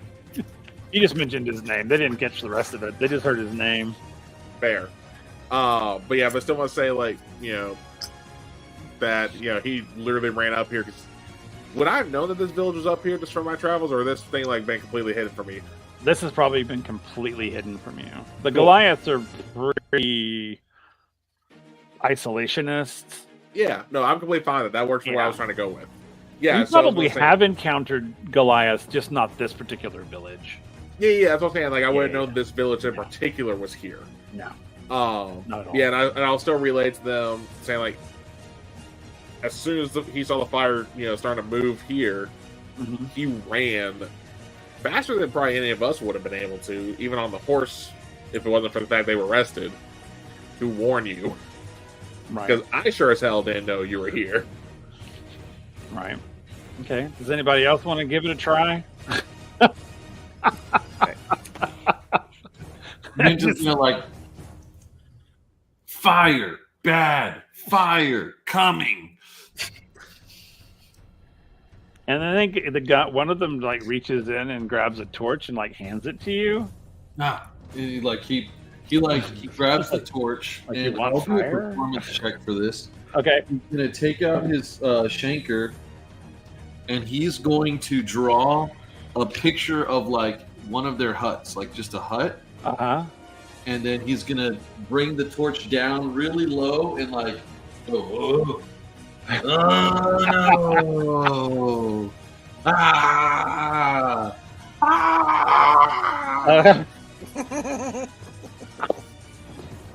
Okay, roll it. Roll that performance. Let's see what happens.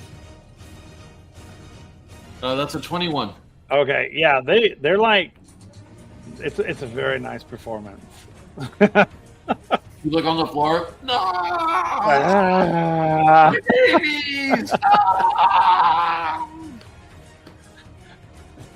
Okay, I love it. Now I want you to roll persuasion. Let's see if you persuade them. As Christian's rolling that real quick, I'm like, Kieran's literally going like, oh my god, like he's hand on temple and all that. Like this could go really bad or really good. It's an 18. Oh, okay. So they kind of like, you see the one that sort of seems to be the leader, and he's sort of like, And he gestures for you to come inside. He's like, And he walks in. Okay, it worked then. Oh, it's like, all right. Okay. So he's like, come inside. And you'll see actually Kieran's jaw drop at that working, by the way. He just pops up and just kind of like dusts himself off and just like. Okay. It's like, how is it? He can't really be that lucky. That's Kieran's going that in his head. Okay. That's funny. Okay, so I'm amazed that worked too. All right, so as they're going in, Varric, you and Bellinor will come up the hill there, the embankment there, and you'll see them going in. So, of anyone that would able to make it into this village, Varric is the least surprised that it was Mint. I'm not surprised at all. It's like, Varric is going to come running up to the gate, to like not making sure not to go in, but he's going to get up to the gate and say in Giant, "There is a bad fire coming. You need to leave." Like over and over again, you all need to leave. There's a bad fire coming.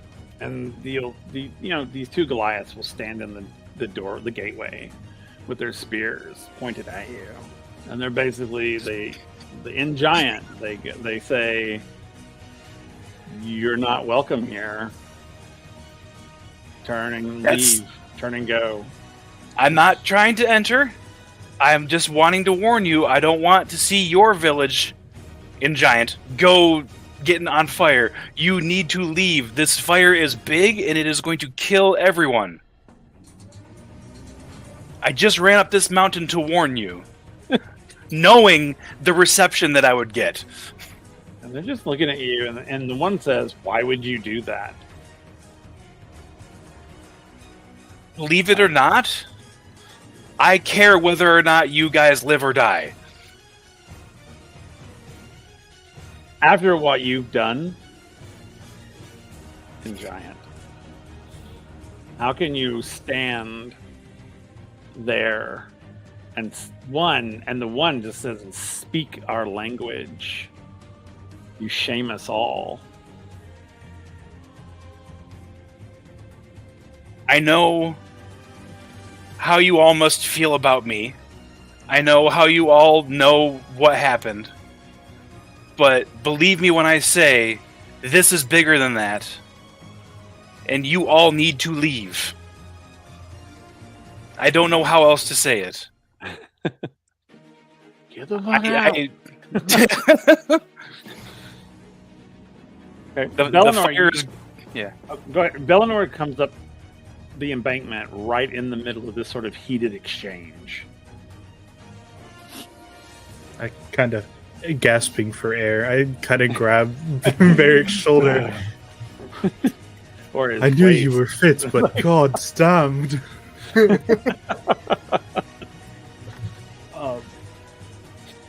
So I walk up and do that, and then I just realize that this is a tense moment. Like, ooh, my bad. Yeah. He just kind of steps back and just kind of watches. Like, and the one in the village that's been basically saying, how can you stand here? How can you darken our village with your presence after what you've done? No one here offers you forgiveness. No one here offers you shelter. No one here offers you anything. The only one that can forgive you is the mountain itself, and just at which point they turn their backs on you. Varric is going to lose his temper, and he's with his arms still up. He's going to scream, "You will all burn! You will all burn by morning if you do not leave." Okay, everybody else, y'all can roll perception for me, except for Bellinor and Varric. But everybody else roll perception. Do you want Mint to roll that? I mean, I don't know. Yeah, go ahead and roll it to see if you hear the yelling. That's basically what y'all are rolling for. That's an 8 from Kieran. What's your passive, though? What's your passive perception? Passive, it's 16. Okay, we'll go off your passive. If your roll is lower than your passive, go with your passive. You're like, yeah. Yeah, because I rolled a 2 with a +6. Ouch. Does that just Willow? influence your modifier? Yeah. Willow, what was yours? Mine was 15. Okay. What about 0? Same. It was also 15. Okay, and then Mint. He rolled a 2, so his passive is 12. Okay. So, which is good, because that's what everybody knew. 10 is what you needed. But, yeah, you all hear this commotion. And you could recognize that it's Varric yelling at the gate.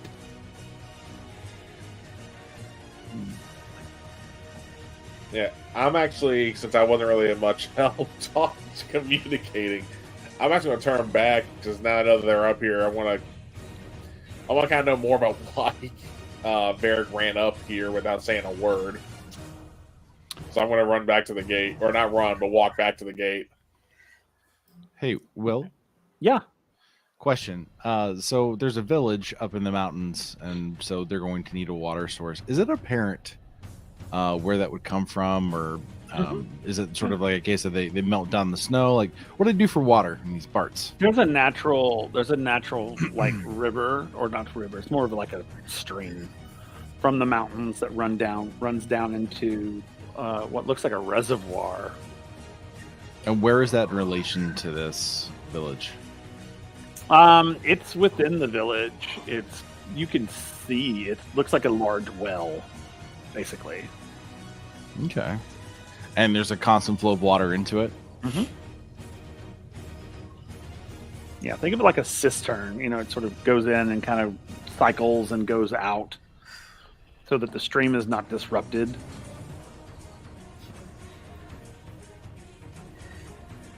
Why? What you got in mind? trying to think if there's a way to use it. Fair enough. So if you guys go back to the gate, you see Varric outside the gate with these two other Goliaths, sort of like them yelling at each other, basically.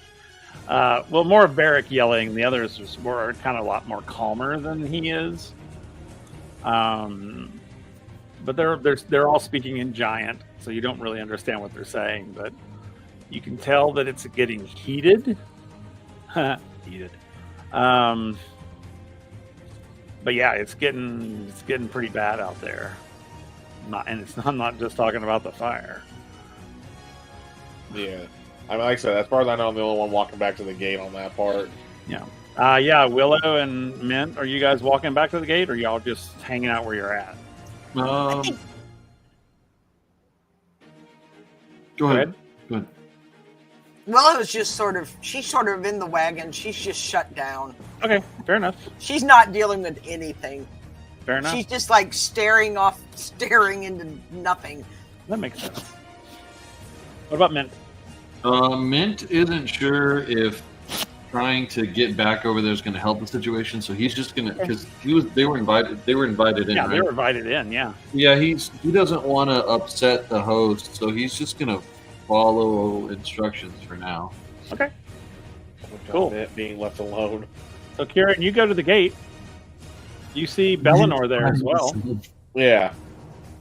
Yeah. So once I get to the gate, and like you said, I see it getting really heated, mainly on Varric's side.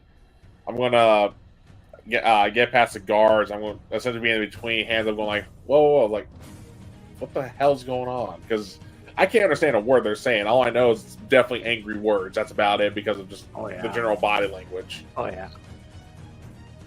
So Varric, what do you do? Varric is going to say in common to Kieran, they're not listening. They won't let me in. They don't believe me. They don't believe they're in danger. I need to convince them. Somehow Mint was able to convince him to let us in because he drew the fire. Because I can't remember. Oh wait, Christian stepped away. Okay. Did Christian say that Mint completely destroyed the image that he drew in the dirt? I'm assuming he did because he was rolling around on it. Okay, that's what I was trying to double check on. So Now, it's not we even can a ask him fragment when he of gets it left. back, but I think he did because he rolled around on it. Okay. Perfect timing. Yeah, perfect timing. Hey, Christian, real quick, did you destroy your pictograms of the whole fire in the mountain bit when you were rolling around, or did you avoid them? He just if he maybe did it by accident, he was rolling around, with the whole baby thing, but like he just brought the fire up close to it and then started doing his whole bit. All right. So we can say that it's basically intact. Okay, so I'll be like, somehow Mint was able to draw that and they understood. Mm-hmm. So he's talking. Well, talking. I'll put air quotes on that part. Just because again, it seems to be mainly through drawings, so we really can't say talking when it's all being written. But, Communicating. yeah. By the way, I'm still gonna go Varric. Like, you yelling is not gonna help your case either way. And also, why won't they let you in? You're one of them. You may not necessarily be from here. Hey, Varric, open the door on that one. Varric, open the door on that one.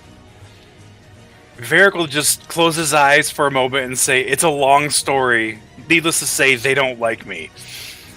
But they need to know this is going to become ash and cinder by morning." I say that loud enough for the guards to hear. Yeah. Right. No, they hear you. They don't believe you.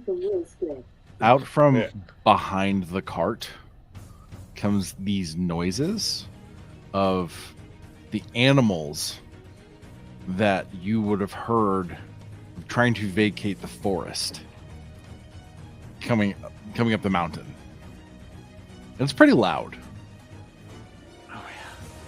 Yeah, when hearing that, I'm gonna hear this around Varric towards the wagon.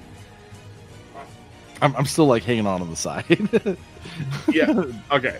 Yeah, I was like, when the hell? What? Where the hell did you come from? It's like, Well, does he yeah, see me is the question. I mean, if you're hanging on the side, I think at this point we would. Yeah. Oh, that's fair. Oh, so they would see you. I'm just hanging I look at you, and I just gotta put my feet down. Oh my god, that's so funny. How? Okay. Well, at least I know he definitely wasn't roadkill, but So I'm trying to stay on the other side of the wagon where I'm not seen by anyone else. okay. He's doing his thing. Yeah. That is- Do you not hear the animals of the forest? They're leaving. Right. I know. So, hello. Actually, do the guards react to the noises too? To the noise of the fire? No, to the noise that Zero was mimicking. Now you can roll perception to see. Should I be rolling stealth at this point? Yeah, Okay. absolutely. You're trying to be stealthy, then yes. 12? And then what did you get stealth wise? 15. Oh yeah, no, you didn't. Huh? Yeah, you have no idea. Yeah. You have no, No. yeah. No, I was trying to see if the guards were reacting to No, the noises. They're not. Okay. Oh no, they're not. They're too Yeah. focused on. On They're Varric. yeah, they're way too focused Okay. on Varric right now. They No, don't. that's fine too. I just figured do the guards react to that? 'Cause maybe that might help the No. cases here. But okay. No. They're too focused on Varric at the moment. And Belnor, you're standing there somewhat winded, right? yeah. Oh, as I'm still trying to help, kind of wind Varric down, because I know Mint is alone. I'm also gonna say Belnor, what languages do you know?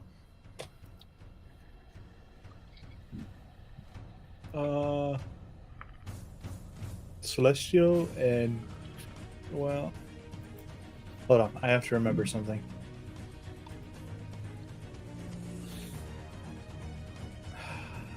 I'm trying to remember which way I decided it would work. He would just say celestial in common. Yeah. Ah, shit. Okay, let's hope Mint does well. I mean, he's been lucky so far. He does well. That's how Kieran's been viewed as Mint's has had stupidly good luck. Well, that's fair. It's got to love Mint as a character. So as they're sort of yelling at each, well, as Varric is yelling at them and they're speaking, they're not yelling at you, but it's forceful speaking. They're going, and then suddenly they just say one word and the whole place goes silent. They say the word Inanis in Giant to you, which translates to empty.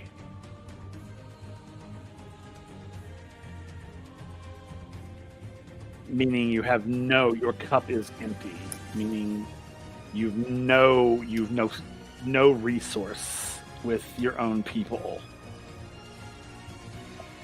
So they literally just say "Inanis," and then they just stop.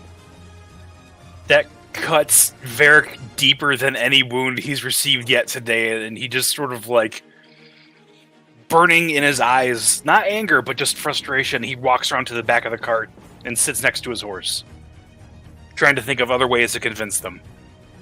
Okay. Everybody, you don't have to roll for this because you're all going to hear this. This loud, what sounds almost like a roar, it just echoes through the mountain. As you all, I mean, even the Goliaths in the village, like, look. And they all rush to the gate and go outside of the village to look down the mountain towards the fire. If you all go with them, what you will see is it's frightening. This fire is almost alive. It is just crawling its way up this mountain and destroying everything in its path. And you can see, how you have the fire tornado type things because of the air mixing, and they just sort of fall.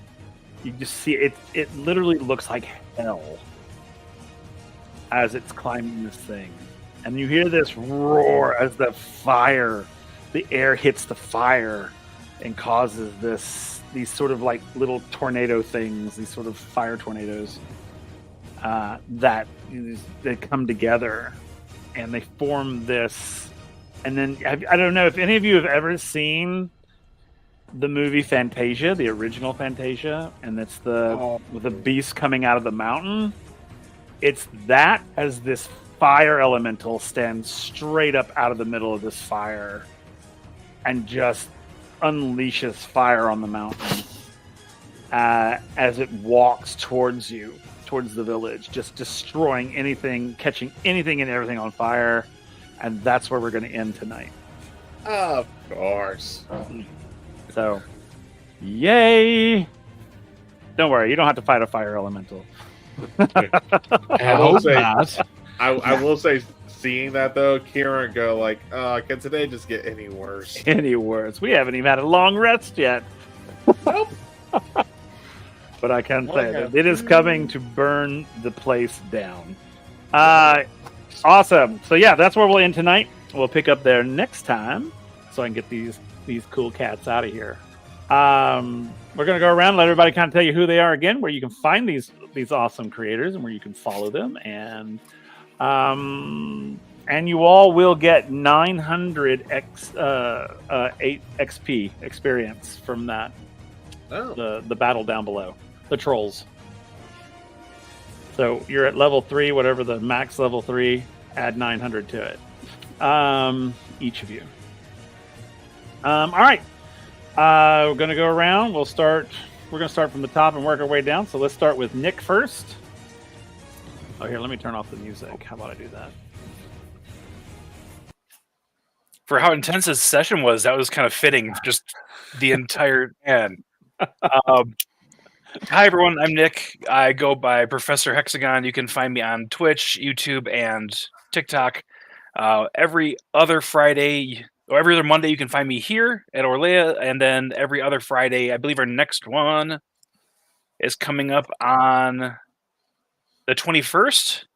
Is a game, Stargate game that Kellen's running. I'm in it with Kellen, and I'm in it with Lisa. Whole lot of fun with that. Was there a question today, or was that it? Did I say? I don't think I asked a question. Did I?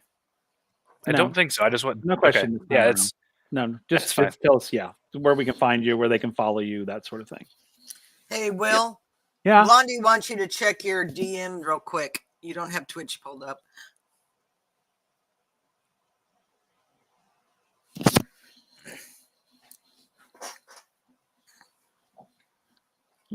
Y'all go ahead. Sorry. Yeah, you can find me on his channel every other Friday, and then here every other Monday in Twitch, YouTube, and TikTok. All right, cool. Taryn. What's up, guys? I'm Taryn. I play Bellinor, your Tavern Keep Paladin. Paladin.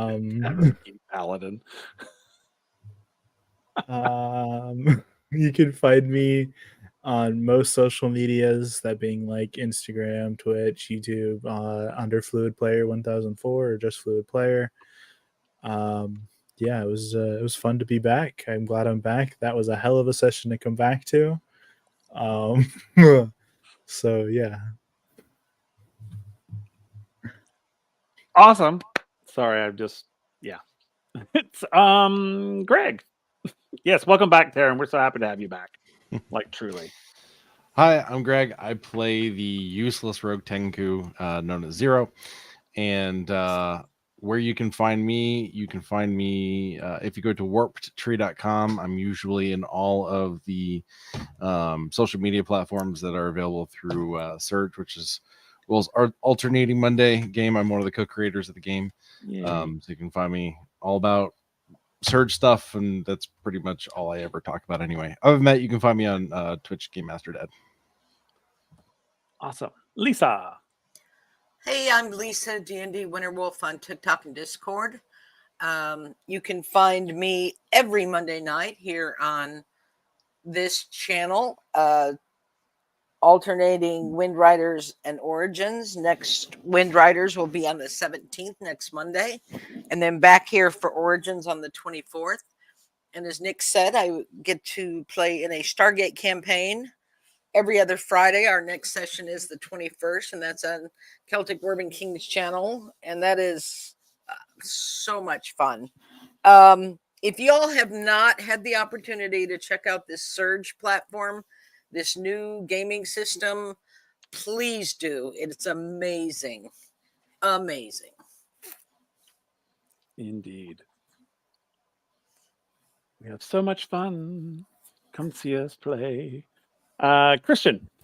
Hey everybody, you can find me on the Clock app and Insta under Temporary Hit Points. I am doing a slightly better job of posting my work as I make it, so I will be posting some updates soon. Some digital work that I'm doing for the Golden Feathers campaign, and I'll post some personal work as well that I'm working on as soon as I get it finished. Awesome. That is awesome. All right. And of course, last but not least, Kel. Hey guys, I'm Kel, also known as the Celtic Wyvern King.